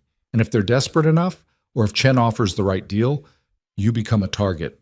The reality of her situation hit with devastating clarity. Elena wasn't just dating a criminal. She'd become a liability in a war she barely understood, a weakness enemies could exploit, a loose end that needed tying up. Maybe I should leave, she whispered. Go somewhere you're not. Make myself less of a... No. Lucien's voice was absolute. You're safest here where I can protect you. The moment you leave my sight, I can't guarantee your safety. He kissed her forehead with aching gentleness that contrasted violently with the gun holstered at his side. I'll be back in a few hours. Lock the door behind me. Then he was gone, leaving Elena alone in a penthouse that suddenly felt less like sanctuary and more like a gilded cage. The meeting happened in a reinforced conference room beneath one of Lucien's legitimate properties. Dante arrived first, followed by Antonio, Caterina, and 6 senior members of the organization, men who'd been with the family for decades. People Lucien trusted with his life. One of them was a traitor. Lucian stood at the head of the table and laid out the situation with cold precision. Detective Chen has an informant. Someone in this room or close to this circle has been feeding her information for 6 months. The silence was suffocating. Antonio spoke first. You're certain? Chen told Elena directly. She wanted to intimidate her into cooperation by proving I'm compromised. Lucian's gaze swept across each face. So here's what's going to happen. We're going dark. No electronic communication about operations. Everything moves through in-person meetings. And we're going to feed different information to different people until we identify the leak. Canary trap, Dante said quietly. Smart. Meanwhile, we accelerate plans to shut down Chen's investigation. I want every politician we've helped, every favor we're owed, every piece of leverage we have activated immediately. Lucien's voice carried absolute authority. This ends now, before someone else I care about gets hurt. The meeting continued for 2 hours, dividing responsibilities and setting traps. When they finally dispersed, Dante lingered behind. You think it's someone at this table, he said quietly. I think it could be anyone. That's what makes it dangerous. Lucien stared at the empty conference room. 6 months, Dante. They've known our movements, our vulnerabilities, our operations for half a fucking year. Could be lower level, an assistant, an accountant. Then why hasn't Chen moved already? Why still be building her case? Lucian shook his head. No, whoever it is has access but not proof. They're feeding her intelligence but can't give her the evidence she needs for prosecution. Dante considered this. That narrows it significantly, or widens it, because now we're not just looking for a traitor, we're looking for someone smart enough to betray me without leaving traces. Lucian's expression went deadly. When I find them, they'll wish Chen had arrested them first. Tsun. Elena spent 6 hours alone in the penthouse, spiraling into anxiety. She tried reading, tried watching television, tried anything to distract from the crushing awareness that she was trapped 43 floors up, while the man she loved hunted for a traitor who might want her dead. Around 2 p.m., her phone buzzed with a text from an unknown number. You should ask Lucien about his first wife, before you trust him completely. A friend? Elena stared at the message, ice flooding her veins. First wife? Lucian had never mentioned being married, had never even hinted at serious relationships before her. The omission felt like a wound, proof that despite his claims of honesty, he was still hiding things. She replied, "Who is this?" No response. Elena sat on the couch, phone clutched in shaking hands, trying to decide if she should confront Lucian or ignore obvious bait. The text could be Chen trying to drive a wedge between them. Could be the traitor attempting to destabilize Lucian by destroying his relationship. Could be someone genuinely trying to warn her. The uncertainty was torture. By the time Lucian returned at 7 p.m. looking more exhausted than she'd ever seen him, Elena had worked herself into barely controlled panic. "We need to talk," she said before he could even close the door. Lucian stopped, reading her body language instantly. "What happened?" Elena showed him the text. His face went completely blank.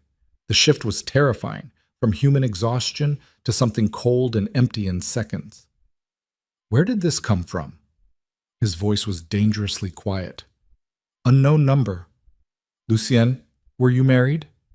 The silence stretched until Elena wanted to scream. "Yes," he finally said. The confirmation felt like being punched.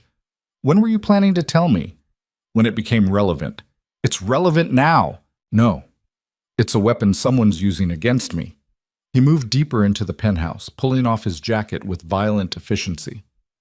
"My wife died 8 years ago. Her name was Isabella. She was killed by a rival family trying to destabilize my leadership." His voice stayed eerily flat. "I don't talk about her because she's dead and gone, and discussing it doesn't change anything." Elena's anger warred with sympathy. I'm sorry that happened to you. But Lucien, you can't just not tell me you were married. That's..." "What? Dishonest? I told you I'd be honest about danger, about risks. Isabella is neither. She's history." He turned to face her. "And whoever sent you that text wants to make you doubt me, wants to create distance.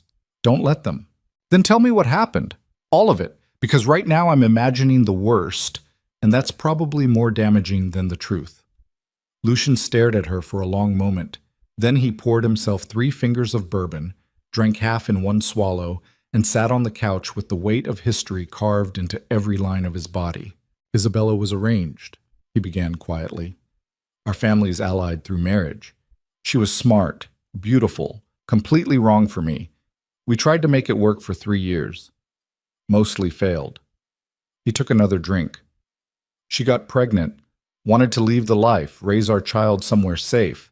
I was working on plans to transition her out when rivals discovered she was pregnant." Elena's breath caught. "They took her, held her for 72 hours, making demands I couldn't meet without destroying the family. I was negotiating, trying to find a solution when they..." His voice cracked. "When they sent me pieces of her, proof of life, except she wasn't alive anymore. Just pieces." Horror flooded through Elena. "Lucien!" "I got revenge. Dismantled their entire organization.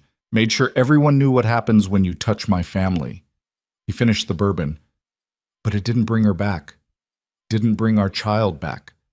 Just left me alone running an empire built on violence that killed the only person who ever depended on me completely." Tears streamed down Elena's face. She moved to sit beside him, taking his hand. "I'm so sorry." "Don't be. I knew what I was. Knew the risks. Isabella paid the price for my choices." He looked at Elena with devastation in his eyes. "Which is why I tried to keep you at distance. Why I gave you every chance to walk away. Because loving me got Isabella killed. And I couldn't survive that happening again. But you're letting me stay anyway. Because I'm selfish. Because I love you more than I love my own survival." His voice roughened. "And because maybe if I'm careful enough, ruthless enough, smart enough, I can keep you alive where I failed her." Elena understood suddenly why Lucian was so obsessed with her safety. Why bodyguards followed her everywhere. Why he reacted with volcanic fury to even implied threats.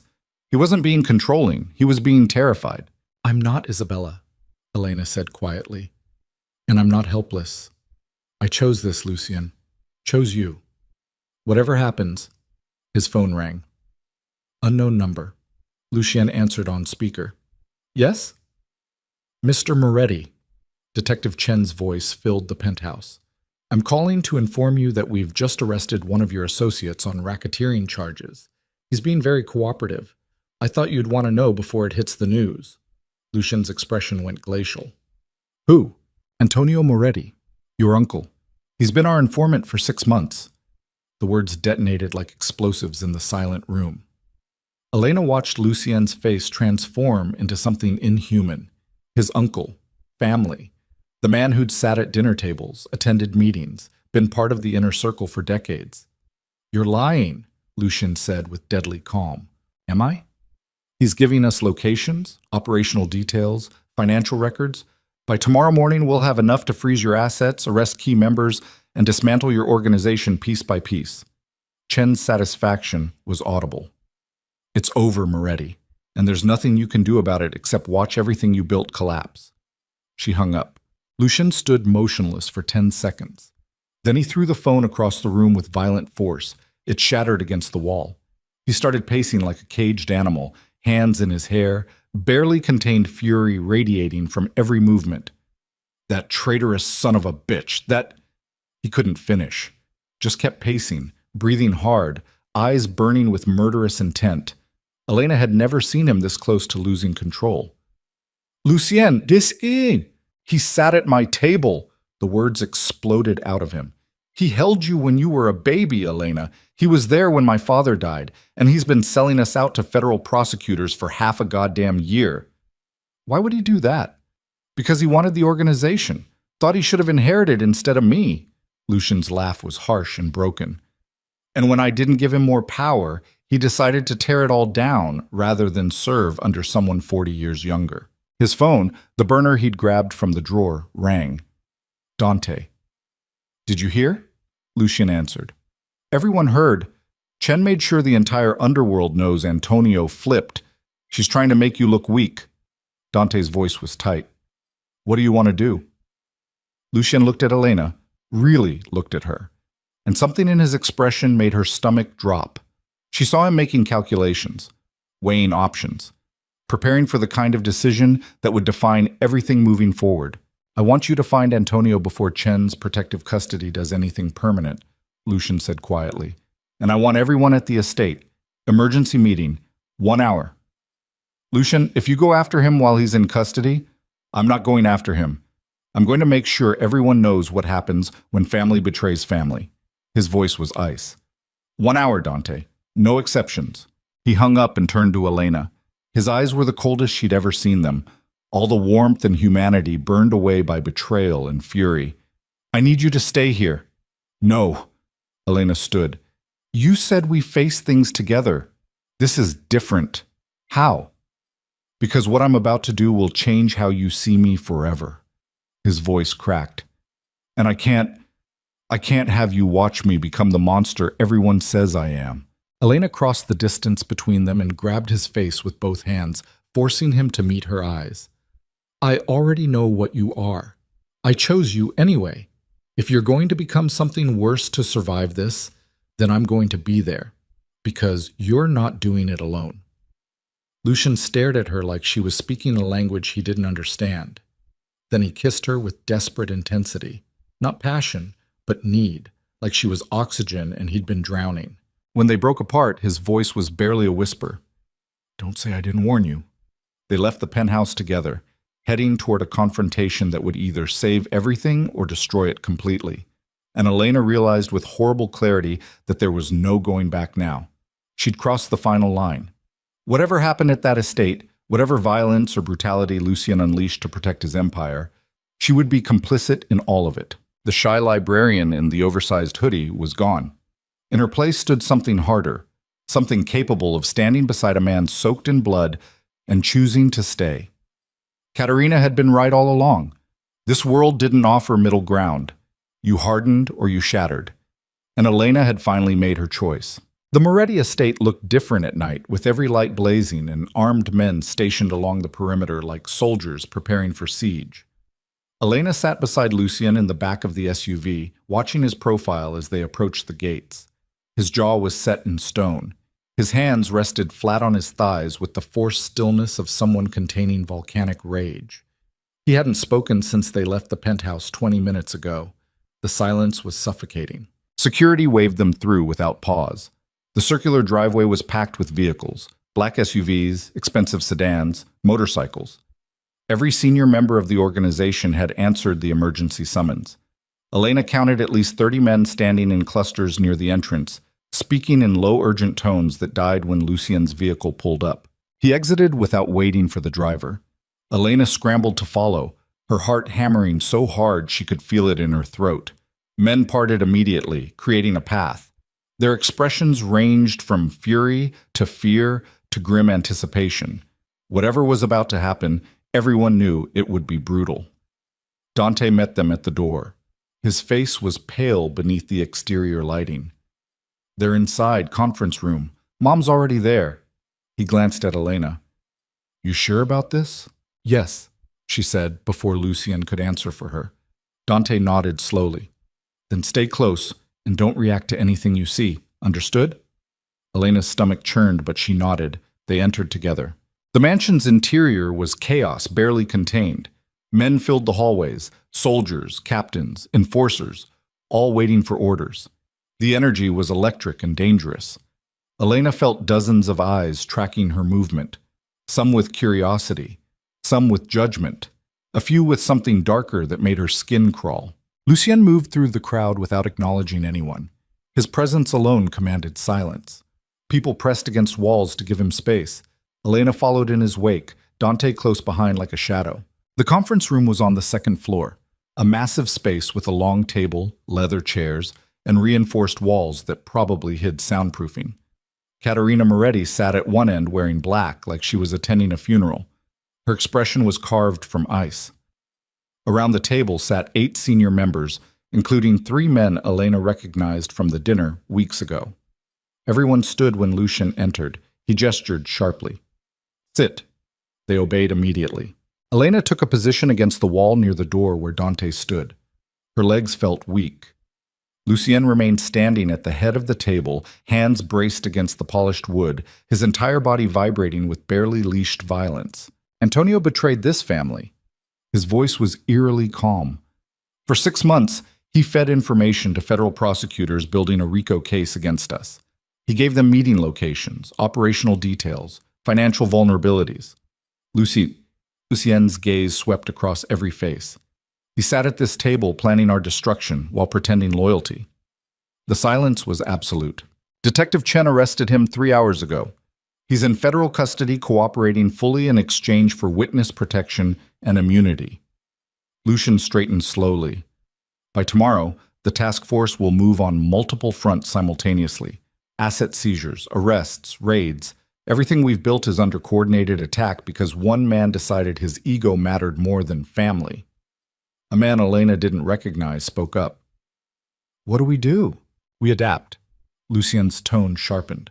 "Starting now, we implement emergency protocols. Every operation goes dark. Cash only. No electronic transactions they can trace. We move key assets offshore immediately. Anyone with outstanding warrants disappears until this blows over." He paused. "And we send a message that betrayal has consequences." Caterina's voice cut through the tension like a blade. "Antonio is in federal custody. You can't touch him without bringing worse problems down on us." "I'm not touching him." Lucien's smile was vicious. "Chen wants a war. She gets one. But on my terms." He pulled out his phone and made a call. Someone answered immediately. "It's time," Lucien said. "Release everything." He hung up and looked around the table. 6 months ago, when Antonio's behavior started raising flags, I had him followed. Every meeting, every phone call, every secret he thought was buried. His expression went deadly.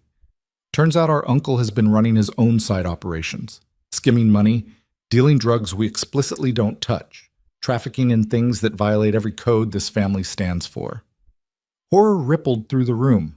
"I have documentation, video evidence, financial records." Lucien's voice dropped to something barely above a whisper. "And as of 5 minutes ago, every piece of evidence just got anonymously delivered to Detective Chen's superiors, the FBI, and 3 major newspapers." The implications hit like explosives. Dante spoke from his position near the door. "You just made Antonio worthless as a witness. If he's running illegal operations Chen didn't know about, his testimony becomes tainted. His immunity deal collapses." Exactly. Lucian's satisfaction was cold and absolute. By tomorrow morning, Antonio won't be a protected informant. He'll be a liability facing charges that make our operations look like charity work. Chen loses her star witness and gains a corruption scandal showing she cut deals with someone worse than the people she's prosecuting. Katerina's expression shifted into something that might have been approval. Clever. It's survival, Lucian straightened. But it's not enough. We still need to show our world, and Chen's, that betrayal has costs. He looked directly at his mother. I'm calling a tribunal. Formal judgment under family law. If Antonio somehow escapes federal custody or his charges, he faces us. And when he does, the sentence will be permanent. No one argued. In their world, tribunal judgments were final and brutal. Elena's hands shook. She understood intellectually what Lucian was describing. He was engineering Antonio's destruction through legal and illegal channels simultaneously. But hearing him orchestrate it with surgical precision made the reality visceral.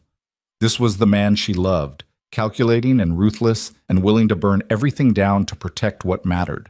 The meeting continued for another hour. Assignments given. Resources reallocated. Contingency plans activated. Elena watched Lucian transform from the gentleman who made her tea to the absolute authority commanding an empire. The shift was terrifying and mesmerizing.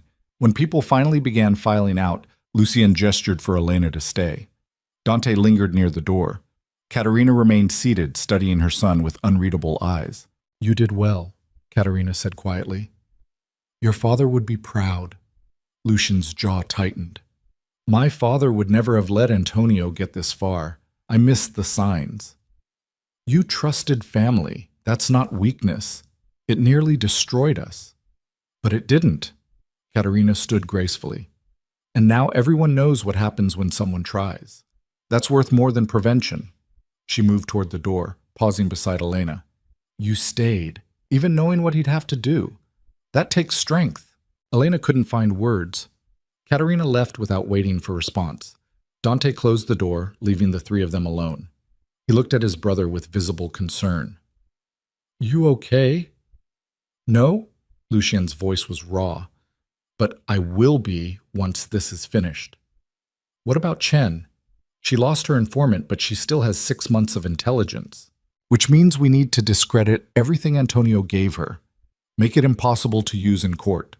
Lucian rubbed his face with both hands, exhaustion bleeding through his controlled exterior.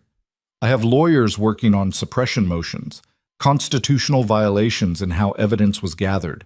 It'll tie her investigation in legal knots for months, maybe years. And if it doesn't work, then we disappear everyone she has evidence against and rebuild from scratch. Lucian's expression hardened. I'm not letting Chen destroy what 3 generations built because my uncle couldn't handle being second in command. Elena finally spoke.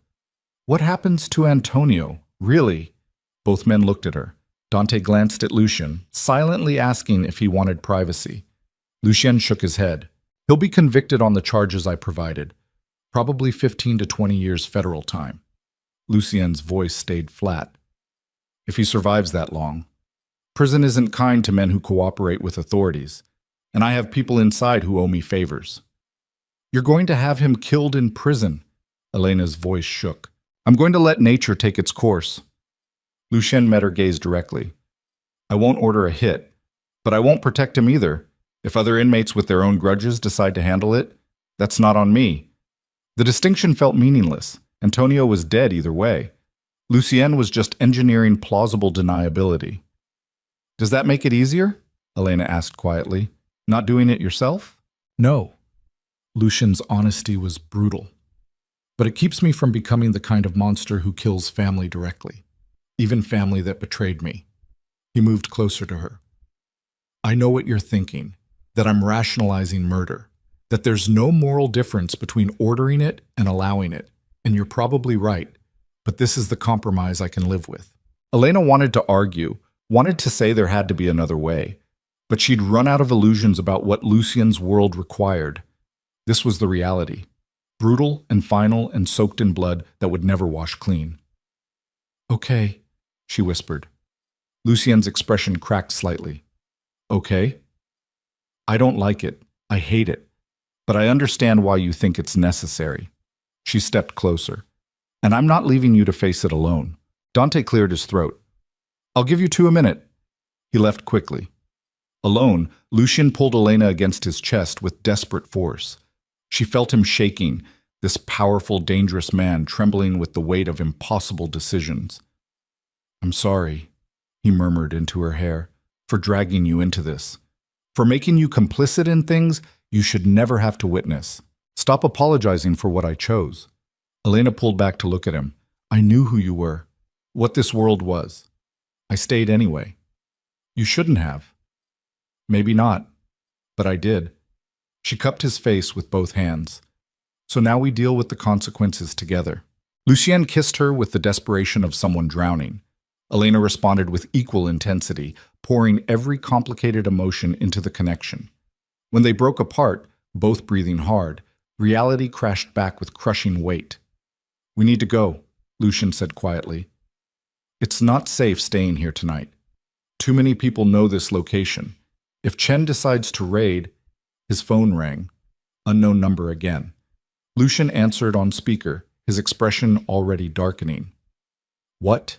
Mr. Moretti. But it wasn't Detective Chen's voice. This was male, unfamiliar, carrying professional courtesy that felt more threatening than overt hostility.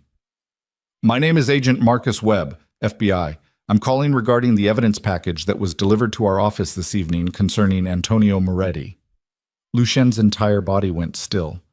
I don't know what you're talking about. Of course you don't. Webb's tone suggested he knew exactly who'd sent the evidence. Here's the situation. Detective Chen's RICO case just became significantly more complicated. Her star witness is now facing federal charges that could put him away for decades.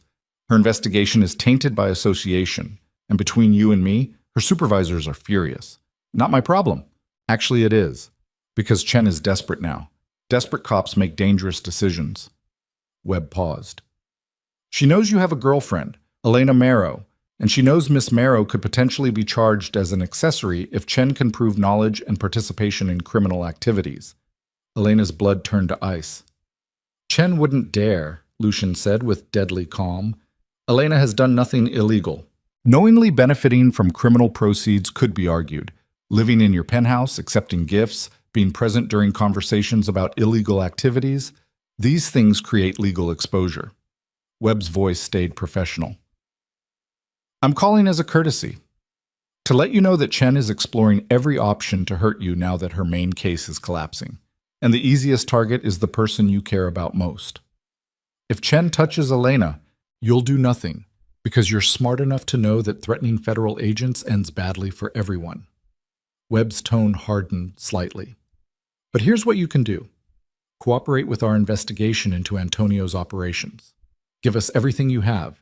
In exchange, we'll make sure Chen's attention stays focused on actual criminals instead of innocent librarians caught in bad situations. The trap was elegant and vicious. Webb was offering Lucien a deal. Betray Antonio completely in exchange for Elena's protection.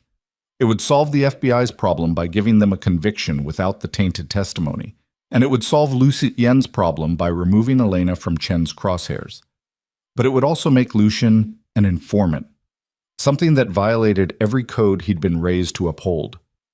I need time to think, Lucien said finally. You have 12 hours. After that, I can't control what Chen does. Webb hung up. Lucien stood frozen, phone still in his hand, his expression somewhere between fury and devastation.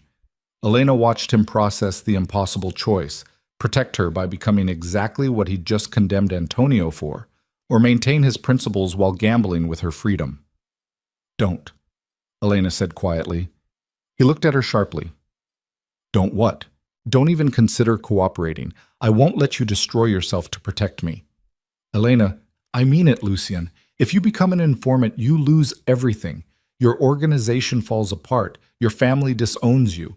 You become exactly what Antonio is, a traitor. Her voice shook. I won't be the reason that happens. And I won't let Chen railroad you into federal prison for the crime of loving me. Lucien's voice rose with desperate anger. You want to talk about destroying myself? Watching you suffer for my choices would end me faster than any betrayal. Then we find another way.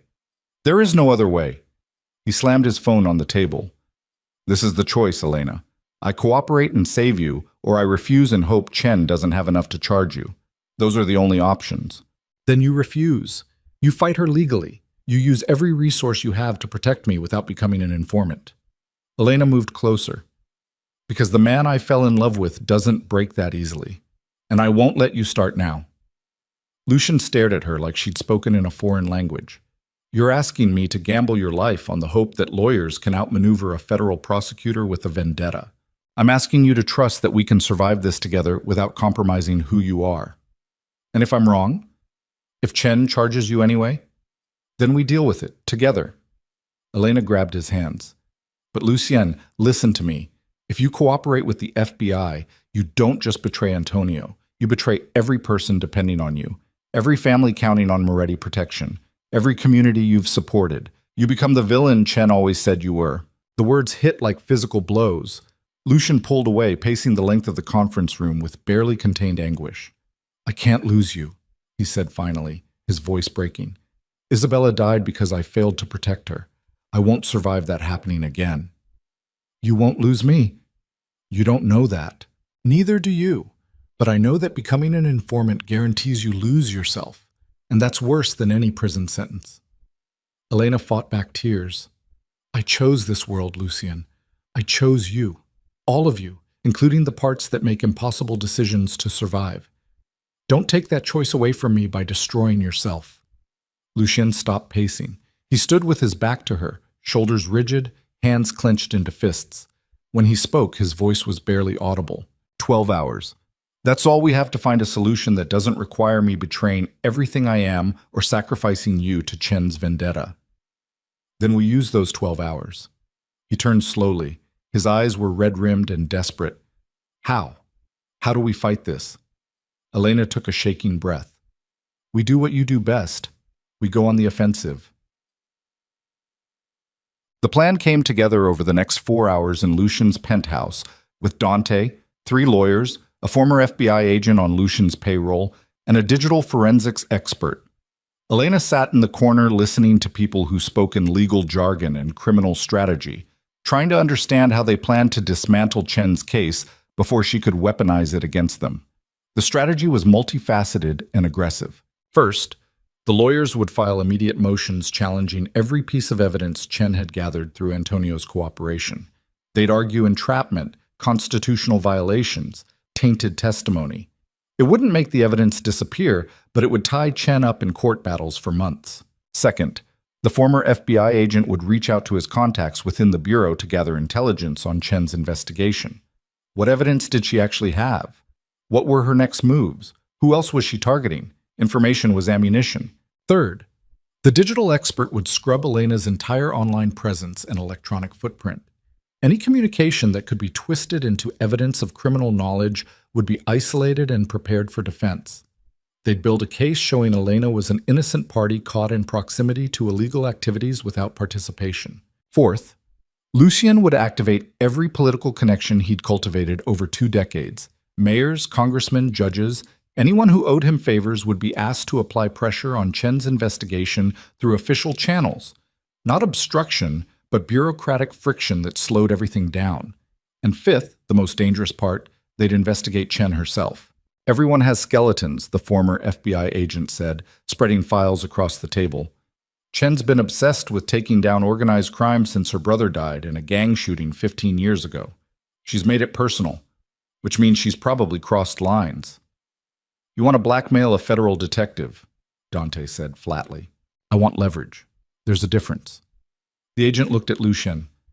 If we find evidence that Chen has violated protocol, falsified reports, or coerced testimony, anything that compromises her investigation, we can force her superiors to pull her off the case. Lucien's expression was unreadable. How long? 2 days minimum? Maybe a week. We have 12 hours. Then we focus on what we can do immediately. The head lawyer leaned forward. I'll file the suppression motions tonight. By morning, Chen will be responding to legal challenges instead of moving forward with charges. That buys us time. Not enough. It's what we have. The lawyer's tone was firm. Unless you're willing to consider Webb's offer. No. Lucian's voice was absolute. Find another way. The meeting continued until 3 a.m. When people finally dispersed, Elena and Lucien were left alone in the penthouse that felt more like a war room than a home. You should sleep, Lucien said quietly. Tomorrow's going to be brutal. You're not sleeping. Can't. Too much to coordinate. Elena moved to where he stood by the windows overlooking the city. This is going to work. We're going to survive this. You don't know that. Neither do you. But I choose to believe it anyway. She wrapped her arms around him from behind, pressing her forehead against his shoulder blade. Because the alternative is giving up, and I'm not ready to do that. Lucien turned in her embrace, pulling her close with desperate intensity. They stood together in silence while the city lights blinked below and dawn approached with the weight of judgment. At 7 a.m., Elena's phone rang. She answered groggily from Lucien's bed where she'd finally collapsed around 4. Hello? Miss Marrow? Detective Chen's voice was cold and satisfied. I'm calling to inform you that a federal grand jury has issued an indictment charging you with conspiracy to commit racketeering, money laundering, and obstruction of justice. A warrant has been issued for your arrest. Elena's blood turned to ice. She sat up, heart pounding. What? You have 2 options.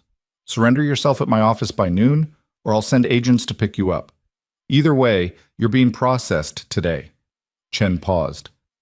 Unless you'd like to cooperate, tell me everything you know about Lucien Moretti's operations, and we can discuss reduced charges. I want a lawyer. Smart. You're going to need one. Chen hung up. Elena dropped the phone with shaking hands. This couldn't be happening. The lawyers had just filed motions. It was too fast. Chen shouldn't have been able to move this quickly unless she'd been planning it all along. Lucien appeared in the doorway instantly, reading her expression. What happened? I've been indicted. Chen wants me to surrender by noon, or she's sending agents. The color drained from Lucien's face. He crossed the room and grabbed his phone, dialing with violent precision. Get me Morrison, now. A pause. I don't care if he's in court. Get him now. He hung up and looked at Elena with devastation in his eyes. This is my fault. I should have anticipated. Stop. This is Chen's fault. She wanted to force your hand. Elena stood on shaking legs. What do we do? You surrender with lawyers present. Full legal protection. You don't say anything without counsel. We fight this in court. His voice was steady, but his hands trembled. And I do whatever it takes to get these charges dropped. Including cooperating with Webb? Lucien's silence was answer enough. No. Elena grabbed his arms. We stick to the plan. We fight this legally. You don't become an informant to save me. Elena, I mean it, Lucien. And if you cooperate now, Chen wins. She'll have destroyed us both. You by making you a traitor. Me by making me the reason you betrayed everything. Tears burned her eyes. I'd rather go to prison than live with that. And I'd rather die than watch you suffer for loving me. They stood locked in impossible standoff, both unwilling to sacrifice the other, both terrified of the consequences. Lucien's phone rang. Morrison, the head lawyer. Talk to me, Lucien answered on speaker. The indictment is real. Chen pushed it through overnight using Antonio's testimony and circumstantial evidence about Elena's presence during conversations she's claiming were about illegal operations.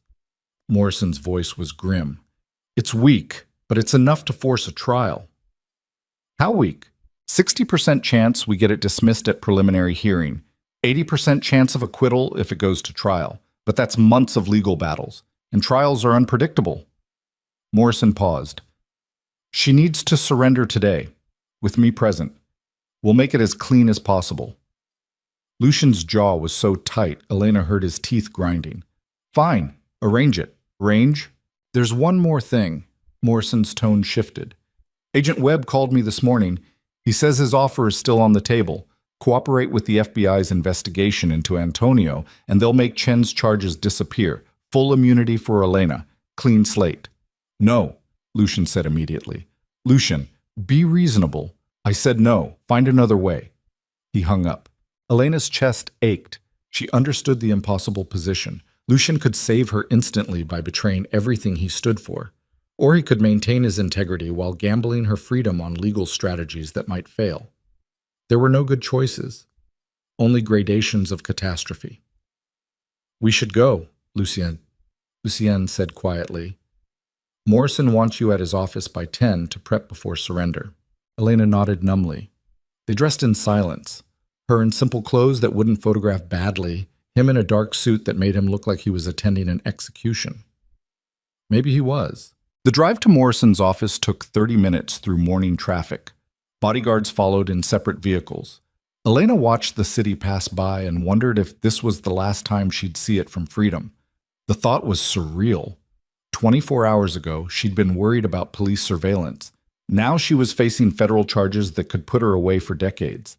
How had everything collapsed so quickly? Morrison's office was downtown in a glass tower that screamed expensive legal power. They rode the elevator to the 42nd floor in suffocating silence. When the doors opened, Morrison himself was waiting, a man in his 60s with gray hair and the sharp eyes of someone who'd spent 40 years finding loopholes in impossible situations. "Elena, Lucien." He shook both their hands. "Let's talk in my office." They followed him into a corner suite with floor-to-ceiling windows and enough legal awards to fill a museum. Morrison gestured them to leather chairs and sat behind his massive desk. "Here's where we are," he began without preamble. "Chen's charges are circumstantial but problematic. She's arguing that you knowingly benefited from Lucien's criminal operations and participated in conversations about illegal activities. The evidence is thin, mostly Antonio's testimony about you being present during meetings at the estate. But presence alone isn't proof of participation." "So we can beat this," Elena said. "Probably, but there's risk. Juries are unpredictable, and Chen will paint you as a gold digger who knew exactly what she was getting into."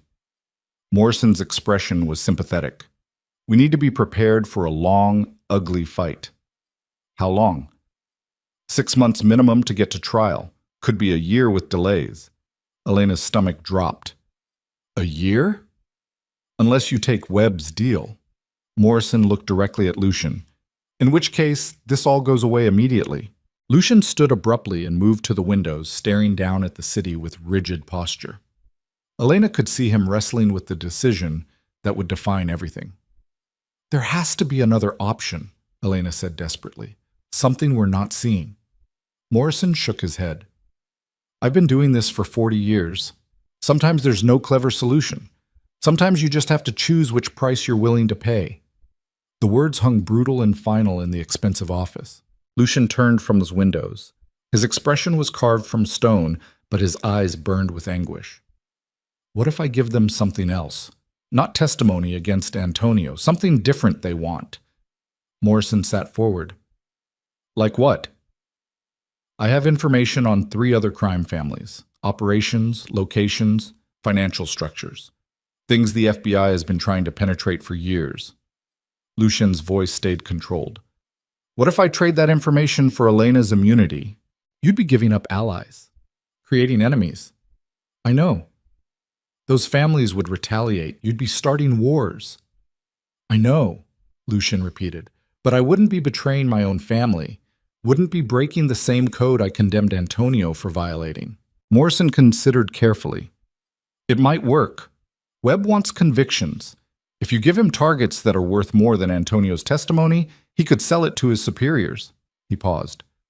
"But you need to understand, this makes you a permanent enemy to those organizations. They'll come after you, after everyone you care about." "They can try." Lucien's expression was lethal. "Call Webb. Set up a meeting. I want this done before Elena has to surrender." Morrison checked his watch. "That gives us 2 hours." "Then move fast." The lawyer picked up his phone and started dialing. Lucien moved back to where Elena sat, crouching in front of her chair to meet her eyes. "This is happening," he said quietly. "I'm going to trade information to save you. And yes, it makes me a rat in some people's eyes. But I can live with that. I can't live with you in prison." Elena's hands shook. "Those families will retaliate. Let them. I've survived worse." "Lucien, no arguments." His voice was firm but gentle. "You gave me the chance to find a compromise. This is it. I'm not betraying my own people. Just enemies who would have come after us eventually anyway. It was rationalization, and they both knew it. But it was also the best option in a situation with no good choices. Elena pulled him into a fierce hug. "Then we do this together." "Together," he agreed. Morrison hung up. "Webb will meet us at a federal building in 90 minutes. Neutral ground. He's interested but cautious." "He should be," Lucian said darkly. "What I'm offering could dismantle half the organized crime in the city, but it comes with conditions." "Which are?" "Full immunity for Elena. All charges dropped immediately. And no public record that I cooperated. The information comes through anonymous channels only. My name never appears in any official documentation." Morrison wrote quickly.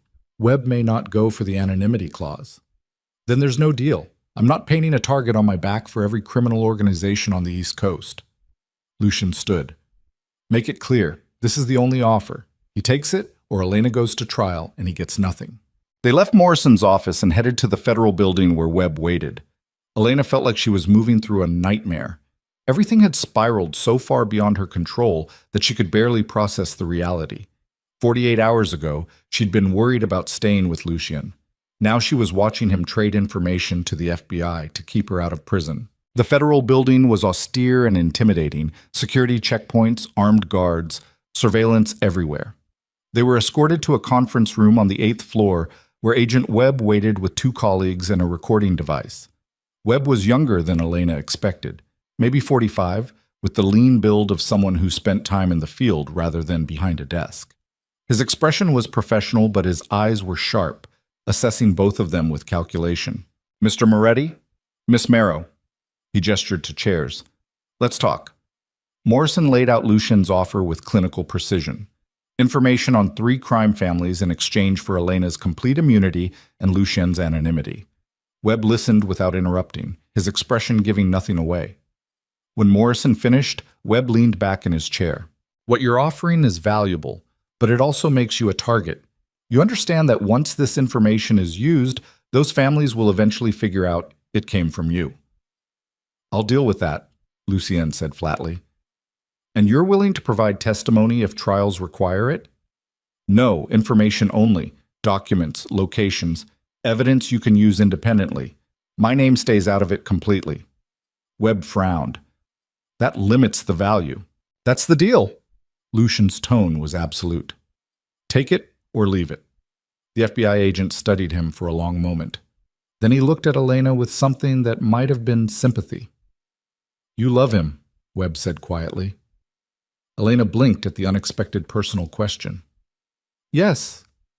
Enough to let him become an informant to save you?" "I don't want him to, but I'm not going to stop him." Her voice shook. "Because unlike Chen, I actually care what happens to him after this is over." Webb's expression shifted slightly. Recognition, perhaps, of the difference between prosecution for justice and prosecution for revenge. He turned back to Lucien.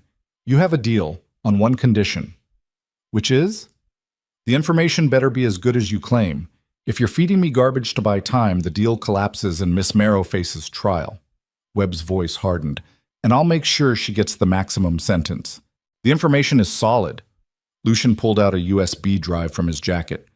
"Everything's on here. Locations, financial records, operational structures for the Kozlov, Santoro, and Chen crime families. Enough to prosecute dozens of high-level targets." Webb took the drive carefully, handling it like a live explosive. "I'll need time to verify. You have 12 hours. Then I want Elena's charges officially dropped and documents proving immunity."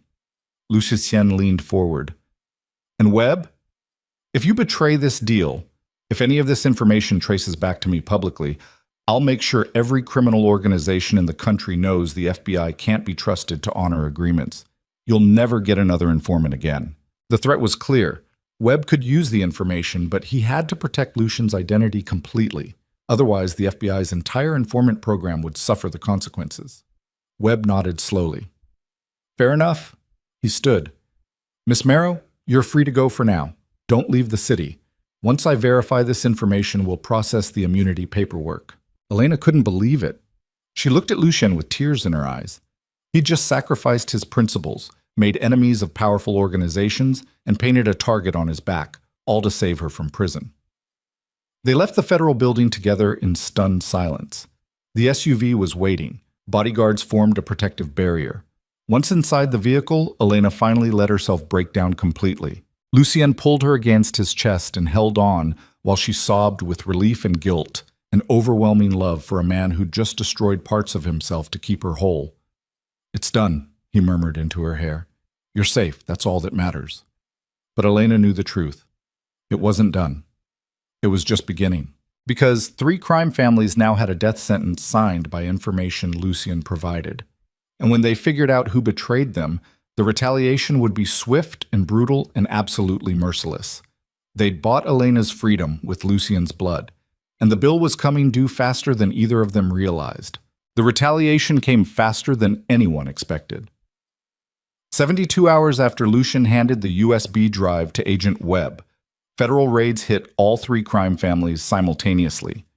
Dawn arrests coordinated across the city, SWAT teams smashing through doors, helicopters circling warehouses. The FBI moved with surgical precision, dismantling operations that had stood for decades. By noon, 23 high-level targets were in custody, financial assets frozen, properties seized. The Koslov, Santoro, and Chen organizations were crippled in a single morning. Elena watched the news coverage from Lucien's penthouse with growing dread. Every arrest was another enemy created, every perp walk another family swearing vengeance. The anchors speculated about unprecedented cooperation from an insider. Someone had given the FBI everything, and eventually those families would figure out who. Lucien spent those 3 days preparing for war. He doubled security at all Moretti properties, moved key people to safe houses, liquidated assets that could be targeted. Every decision was tactical, calculated to minimize exposure when retaliation came, because it would come. They both knew it. On the 4th day, Agent Webb called with confirmation that Elena's immunity paperwork was finalized. All charges dropped. She was officially free. But freedom felt hollow when purchased with blood that hadn't been spilled yet. That night, Elena found Lucien standing at the penthouse windows, staring at the city with the 1,000-yard stare of a soldier anticipating battle. She moved to stand beside him, not touching, just present. "Morrison called," Lucien said quietly. "The families are already asking questions, trying to figure out how the FBI got so much detailed intelligence so fast." "How long before they connect it to you?" "Days. Maybe a week." His jaw tightened. "I've covered my tracks as much as possible, used intermediaries, anonymous channels, but someone will eventually notice the pattern, that I'm the only one who had access to information about all 3 families." Elena's chest ached. "What happens then?" "Then they come for me, probably simultaneously to send a message." He turned to face her fully. "Which is why you're leaving the city tomorrow." "No." Elena said, "I said no." She grabbed his arm. "We agreed to face things together. You don't get to ship me off now that danger is real." "This isn't negotiable." "Yes, it is." Her voice rose with fury and fear. "You just destroyed 3 crime families to save me. You think I'm going to run and hide while they try to kill you? Absolutely not." Lucien's expression was torn between exasperation and something that looked dangerously like love. "If you stay, you're in the crossfire. They won't hesitate to use you against me. Then we make sure I'm protected. Bodyguards, safe houses, whatever it takes." Elena stepped closer. "But I'm not leaving you, Lucien. Not now. Not ever." He stared at her for a long moment. Then he pulled her against his chest with desperate intensity, burying his face in her hair. She felt him shaking, this powerful, dangerous man trembling with the weight of impossible choices. "You're either the bravest person I've ever known or the most reckless," he murmured. "I learned from the best." Despite everything, Lucien laughed, a broken sound that hurt to hear. "We're probably both going to die." "Probably, but at least we'll die together." It was gallows humor in the face of approaching darkness, but it was also the truth they'd both accepted. There was no walking away now, no safe exit, just whatever time they had left before consequences caught up. The attack came 6 days later at 3 a.m. Elena woke to the sound of breaking glass and automatic gunfire. Lucien was already moving, grabbing his gun from the nightstand with practiced efficiency. He pressed a button under the bed frame, the panic alarm, and turned to Elena with lethal calm. "Bathroom, now. Lock the door and don't come out until I tell you." "Lucien, Now, Elena. She scrambled to obey, her heart hammering so hard she thought it might burst. The bathroom door was reinforced steel disguised as wood. She locked it and backed against the far wall, listening to chaos erupt outside. More gunfire, shouting, the distinctive sound of flashbangs detonating. Through the door, Elena heard Lucien barking orders to bodyguards, coordinating defense with military precision. The penthouse had been built to withstand exactly this scenario: reinforced walls, bulletproof windows, multiple escape routes. But attackers had breached the building's security somehow. We're already inside. Elena pressed her hands against her mouth to keep from screaming. This was her fault. Lucien had given the FBI information to save her, and now people were trying to kill him because of it. If he died tonight, it would be because he'd chosen to protect her instead of himself. The bathroom door shuddered from impact. Someone was trying to break through. Elena looked around desperately for a weapon, found nothing except a heavy marble soap dispenser. She grabbed it with shaking hands and positioned herself beside the door. If someone breached, she'd fight. It wouldn't be much, but it was something. Outside, the gunfire intensified. She heard Lucien's voice cutting through chaos, commanding, authoritative, alive. Relief flooded through her. He was still fighting. Then the bathroom door exploded inward. A man in black tactical gear stepped through the smoke and debris. He raised his weapon toward Elena. Time slowed to impossible crawl. She saw his finger tighten on the trigger. Then his head snapped back from bullet impact and he collapsed. Lucien appeared in the doorway, gun raised, eyes wild. Are you hurt? No, I'm okay. Elena dropped the soap dispenser with trembling hands. He grabbed her wrist and pulled her from the bathroom. We need to move. They're coming up the stairs. The penthouse was a war zone. Bullet holes pocked the walls. Smoke obscured visibility. Two bodies in tactical gear lay motionless near the entrance. Lucien's bodyguards had formed a defensive perimeter, but they were outnumbered. How many? Lucien asked his head of security. At least 12. Maybe more. They hit us simultaneously on 3 floors. The man's arm was bleeding, but he stayed focused. Boss, we need to evacuate. They're going to overwhelm us. Lucien's jaw was tight. Evacuation route B, move. They ran through smoke and chaos toward what looked like a solid wall. Lucien pressed a hidden panel, and the wall slid open, revealing a narrow stairwell. Emergency escape route built into the building's original construction. Go, he ordered Elena. All the way down. Cars waiting in the sub-basement. What about you? I'm right behind you. Go. Elena fled down the stairs with 2 bodyguards flanking her. Behind them, she heard Lucien coordinating the retreat, providing covering fire, buying seconds with violence. The stairwell seemed endless, 43 floors of claustrophobic descent, while gunfire echoed from above. They burst into the sub-basement gasping. An armored SUV idled near a service exit, driver ready. Elena threw herself inside. The bodyguards took defensive positions.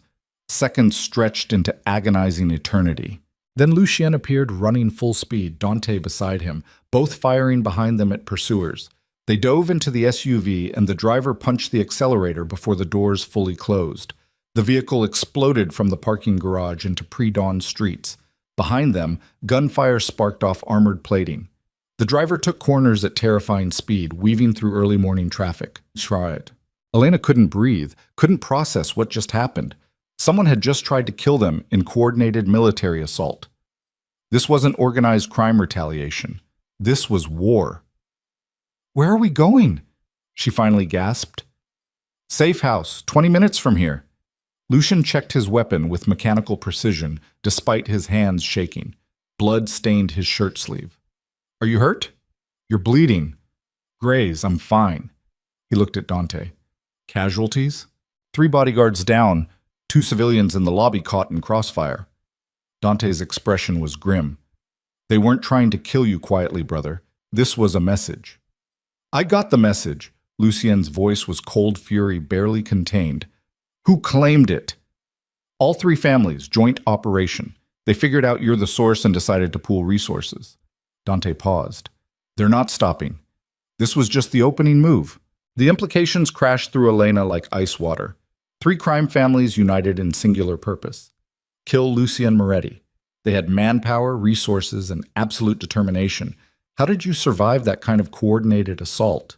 They reached the safe house as dawn broke over the city. It was an unassuming townhouse in a residential neighborhood, the kind of place that blended into surroundings perfectly.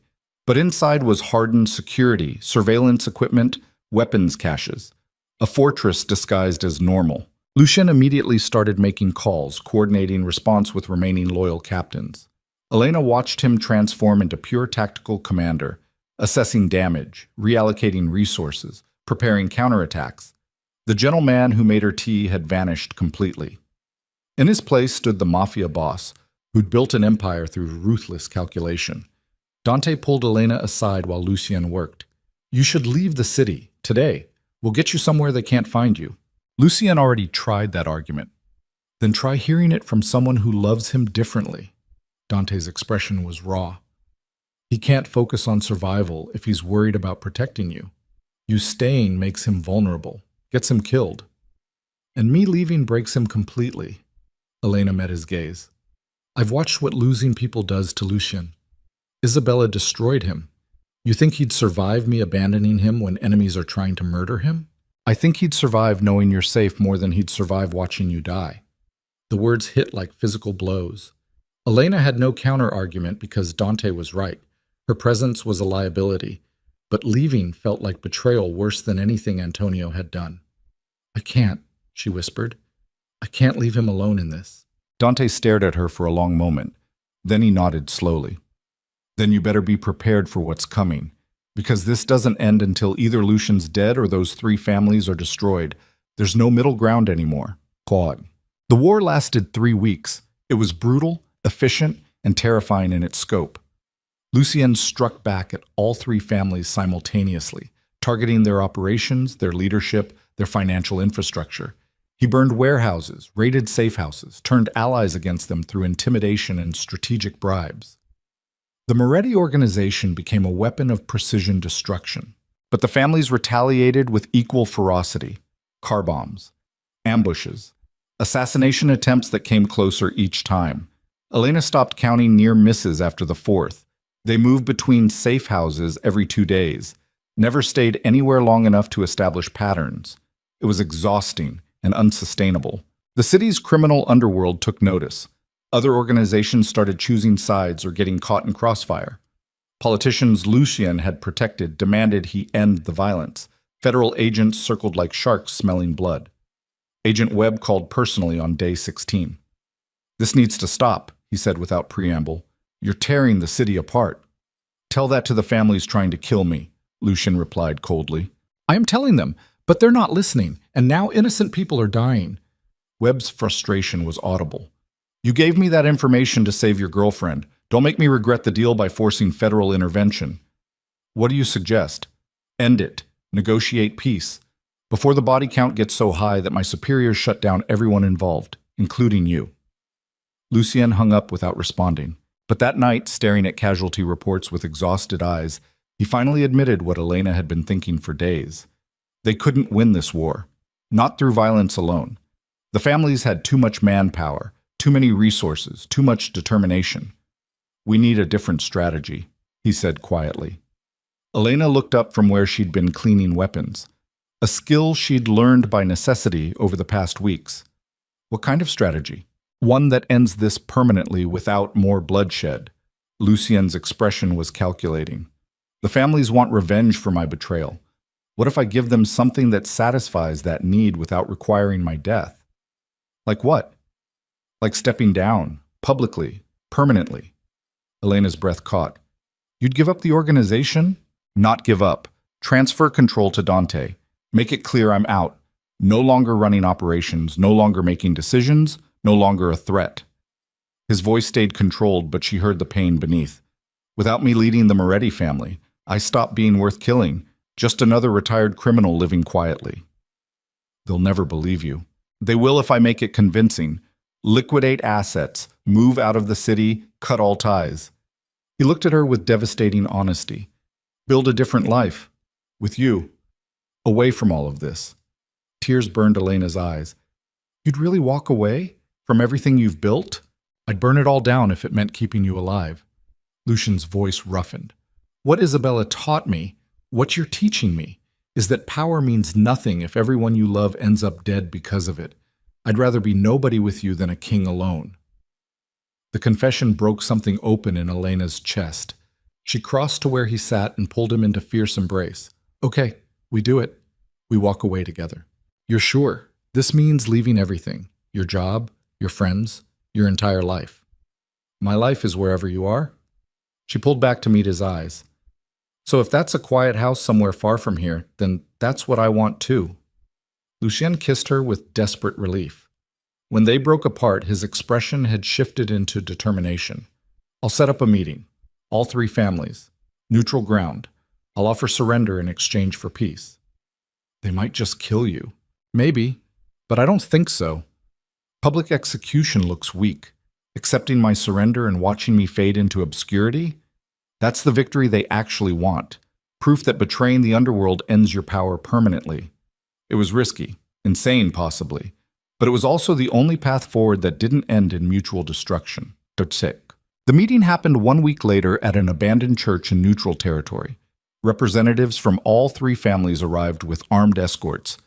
Lucien came with only Dante and 2 bodyguards. Elena waited in the car outside, heart pounding so hard she felt sick. If this went wrong, Lucien wouldn't be walking out. The negotiations lasted 2 hours. When Lucien finally emerged, he looked exhausted but intact. He slid into the car beside Elena without speaking. Dante followed, his expression unreadable. "Well?" Elena finally asked as they drove away. "They accepted." Lucien's voice was flat. "I stepped down immediately. Transfer all operations to Dante. Leave the city within 72 hours. And I never, under any circumstances, return to criminal activities. If I do, the deal collapses and I'm fair game again. And they believe you'll actually stay away?" I gave them incentive to believe it. He pulled out his phone and showed her a document. "I signed over half my personal assets to a neutral third party who distributes them to the three families. Essentially, reparations for the damage I caused." Elena stared at the numbers. "That's millions of dollars." "It's the price of our lives." Lucien's expression was carved from stone. "And it's worth it." Dante spoke from the front seat. "I'll take care of the family. Keep the operations running clean. You've built something good here, Lucien. I won't let it fall apart." "I know you won't." Lucien's voice softened slightly. "You're a better man than I ever was. The organization will be stronger under you." They drove in silence back to the final safe house. Over the next 3 days, Lucien systematically dismantled his entire public life. He signed transfer documents, liquidated accounts, said goodbye to people who'd served him for decades. It was like watching someone perform their own funeral. Elena helped where she could, but mostly she just stayed close, solid, present, reminding him that walking away from power wasn't the same as losing everything that mattered. On their last night in the city, Katerina came to say goodbye. She arrived alone, which was unusual. The older woman looked at her son with expression Elena couldn't quite read. "You're really doing this," Katerina said. "Yes. Your father would be ashamed." Lucien's jaw tightened, but his voice stayed steady. "My father built an empire that got him killed at 47. I'm choosing to live past that." Katerina's expression cracked slightly. "He also loved this family more than anything."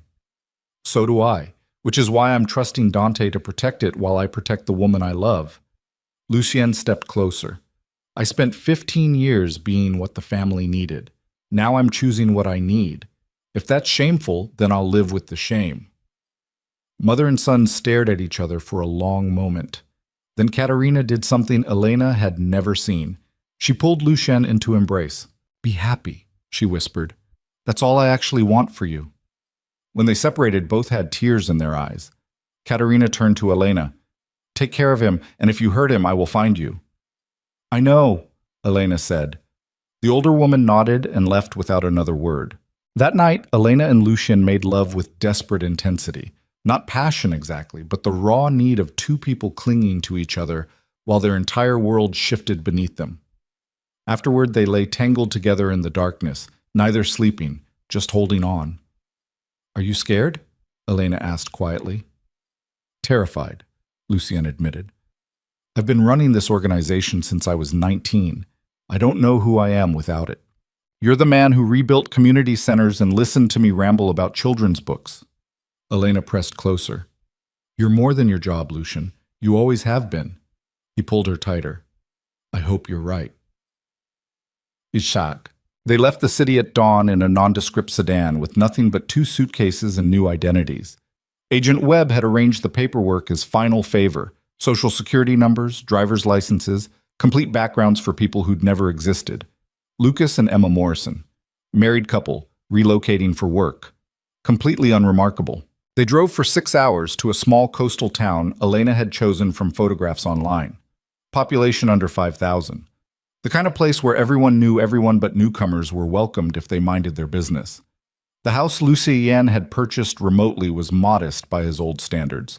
3 bedrooms, small yard, walking distance to the ocean. But it was theirs. Clean, safe, anonymous. Elena stood in the empty living room while movers unloaded their minimal furniture and felt overwhelming surreality. 1 month ago, she'd been hiding in a penthouse while crime families tried to murder them.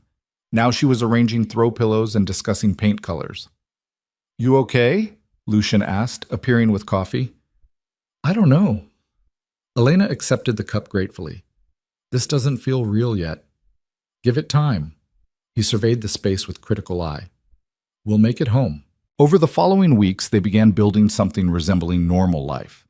Lucian took a job managing a small hardware store, absurdly beneath his capabilities, but exactly anonymous enough to work. Elena found work at the local library in the children's section.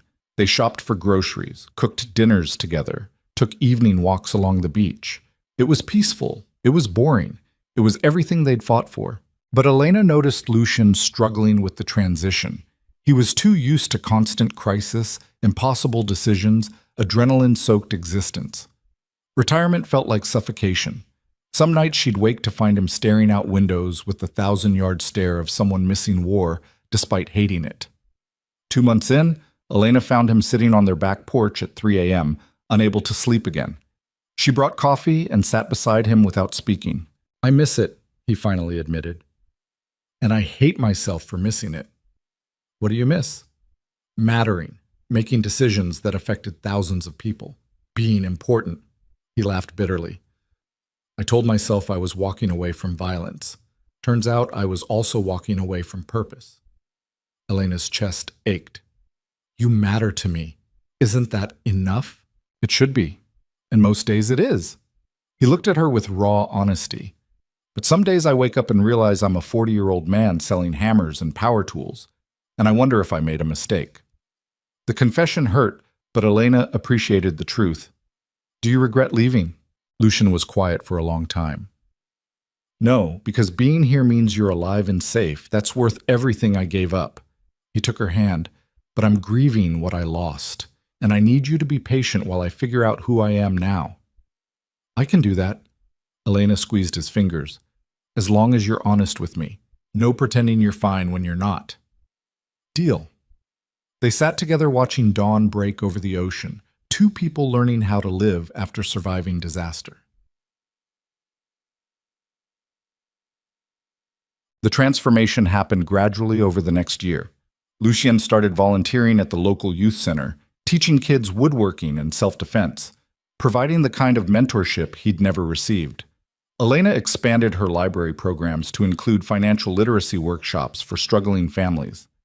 Together, they quietly helped their adopted community in ways that felt purposeful without being dangerous. Slowly, Lucian's restlessness faded. He learned to find meaning in smaller victories. A kid learning discipline, a family avoiding eviction, neighbors trusting them enough to ask for help. It wasn't running an empire, but it was building something good. One evening, sitting on their porch watching sunset, Lucian turned to Elena with expression she couldn't quite read. I have something to tell you. Her stomach dropped. Okay. Dante called yesterday. Antonio died in prison 3 weeks ago, shanked by another inmate over commissary dispute. Lucian's voice was carefully neutral. The families consider that justice enough for his betrayal. They're satisfied. Elena processed this. How do you feel about it? Relieved, mostly. He's gone. The past is finally buried. Lucien took her hand. And it made me realize something. I've been waiting for the other shoe to drop, for someone to find us, for violence to catch up. But it's been over a year and nothing's happened. We're actually free, Elena. Really free." Tears burned her eyes. "We are. So I think it's time to stop just surviving and start actually living." He reached into his pocket and pulled out a small velvet box. Elena's breath stopped. Lucien slid off the porch swing onto one knee, opening the box to reveal a simple gold band with a small diamond. Nothing like the extravagant jewelry he could have afforded in his previous life, but infinitely more meaningful. "I asked you once before in a penthouse kitchen, but that was Lucien Moretti proposing to Elena Marrow. Two people still trapped in impossible circumstances." His voice roughened with emotion. "Now I'm asking as Lucas. Just a man who loves you more than anything, who wants to build a real life with you, who promises to be honest, patient, and present every single day we have left. Will you marry me?" Elena was crying openly now. "Yes. God, yes." He slid the ring onto her finger and pulled her into a kiss that tasted like salt water and relief and hope, finally allowed to breathe. When they broke apart, both were laughing through tears. "We should probably tell people our real names at some point," Elena said between hiccuping giggles. "Maybe after we're married. Less complicated that way." Lucien pulled her close. "Besides, I'm starting to like being Lucas Morrison. He's a good man, better than Lucien Moretti ever was." "Don't say that."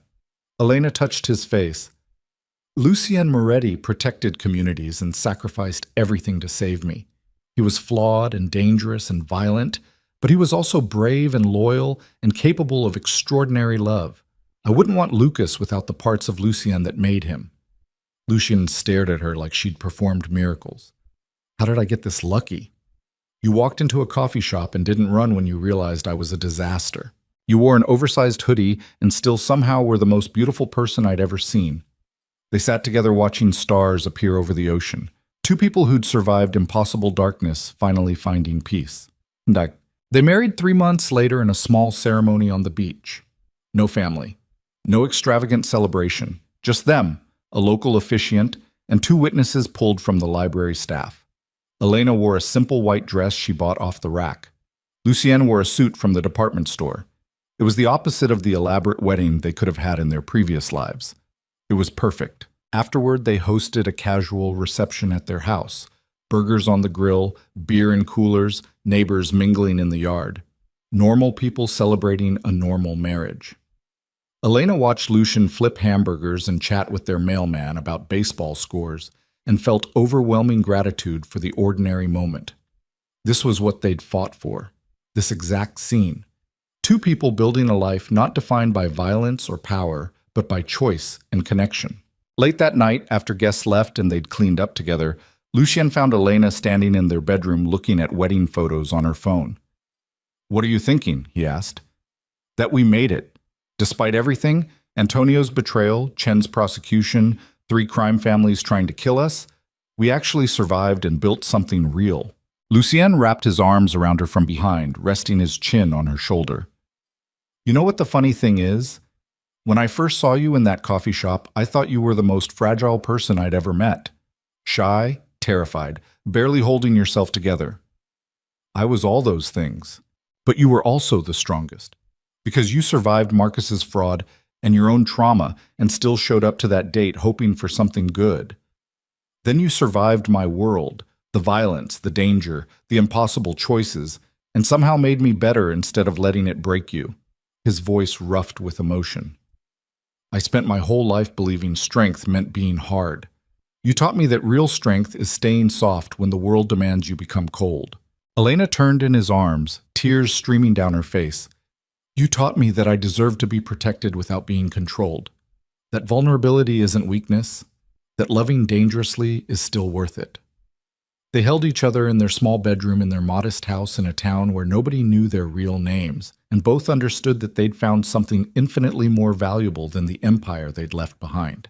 They'd found each other, and that was enough.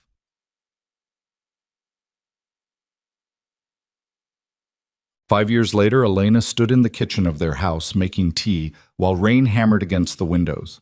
The sound reminded her of that first coffee shop, the smell of burnt espresso, the way Lucien had walked in like he owned the world. The terrifying moment she'd realized her blind date was the most dangerous man in the city. So much had changed since then. Lucien ran the local youth center now, turning it from struggling community program to thriving hub for at-risk kids. Elena had become head librarian, expanding programs to support families throughout the region. They'd built a life measured not in power or money, but in people helped, lives touched, differences made. Some nights, Lucien still woke from nightmares about the violence he'd committed and witnessed. Some days, Elena still felt anxiety attacks from trauma that never fully healed. But they faced those struggles together, with honesty and patience and the bone-deep understanding that they'd survived worse. Lucien walked into the kitchen carrying their 2-year-old daughter, Isabella Rose Morrison, named for the woman he'd lost and the life he'd found. The toddler babbled happily about birds she'd seen in the rain. "Tea?" Elena offered. "Please." Lucien settled Bella into her high chair with practiced ease. "Dante called earlier, wanted an update on us." Elena's hand paused mid-pour. They rarely discuss the old life anymore. "How's he doing?" "Good. Great, actually. The organization's thriving under his leadership. More legitimate business, less violence. He said to tell you thanks for forcing me to leave. He's doing things I never could have because I was too stuck in old ways." Lucien accepted his tea gratefully. "Also said if we ever want to visit, there's no heat on us anymore. The families have moved on." "Do you want to visit?" Lucien looked at their daughter smearing Cheerios across her tray, then at Elena standing in golden kitchen light, then around at the home they'd built from nothing. "No," he said quietly. "This is home now." That was a different life. A different person. Elena understood completely. Sometimes she thought about the shy woman in the oversized hoodie who'd walked into that coffee shop terrified of being hurt again. That version of herself felt like a stranger now, not erased, but transformed by fire into something harder and softer simultaneously. "I love you," she said, because after everything they'd survived, the simplest truths mattered most. "I love you too." Lucien stood and pulled her into embrace while their daughter giggled at her parents being silly. More than power, more than legacy, more than anything except maybe this little monster. He tickled Bella, who shrieked with delight. They stood together in their kitchen while rain fell outside and their child laughed and the future stretched ahead with all its ordinary challenges and extraordinary grace. Because in the end, Elena Marrow and Lucien Moretti had learned the most important lesson of all. True strength wasn't about how much pain you could inflict or how much power you could accumulate. It was about choosing love when fear demanded isolation, about building rather than destroying, about protecting softness in a brutal world instead of becoming brutal yourself. The shy librarian and the feared mafia boss had both died in the fire of their choices. In their place stood Lucas and Emma Morrison, two ordinary people living extraordinary lives measured not in headlines or empires, but in moments exactly like this one. Safe, loved, free. And that was more than enough. That was everything.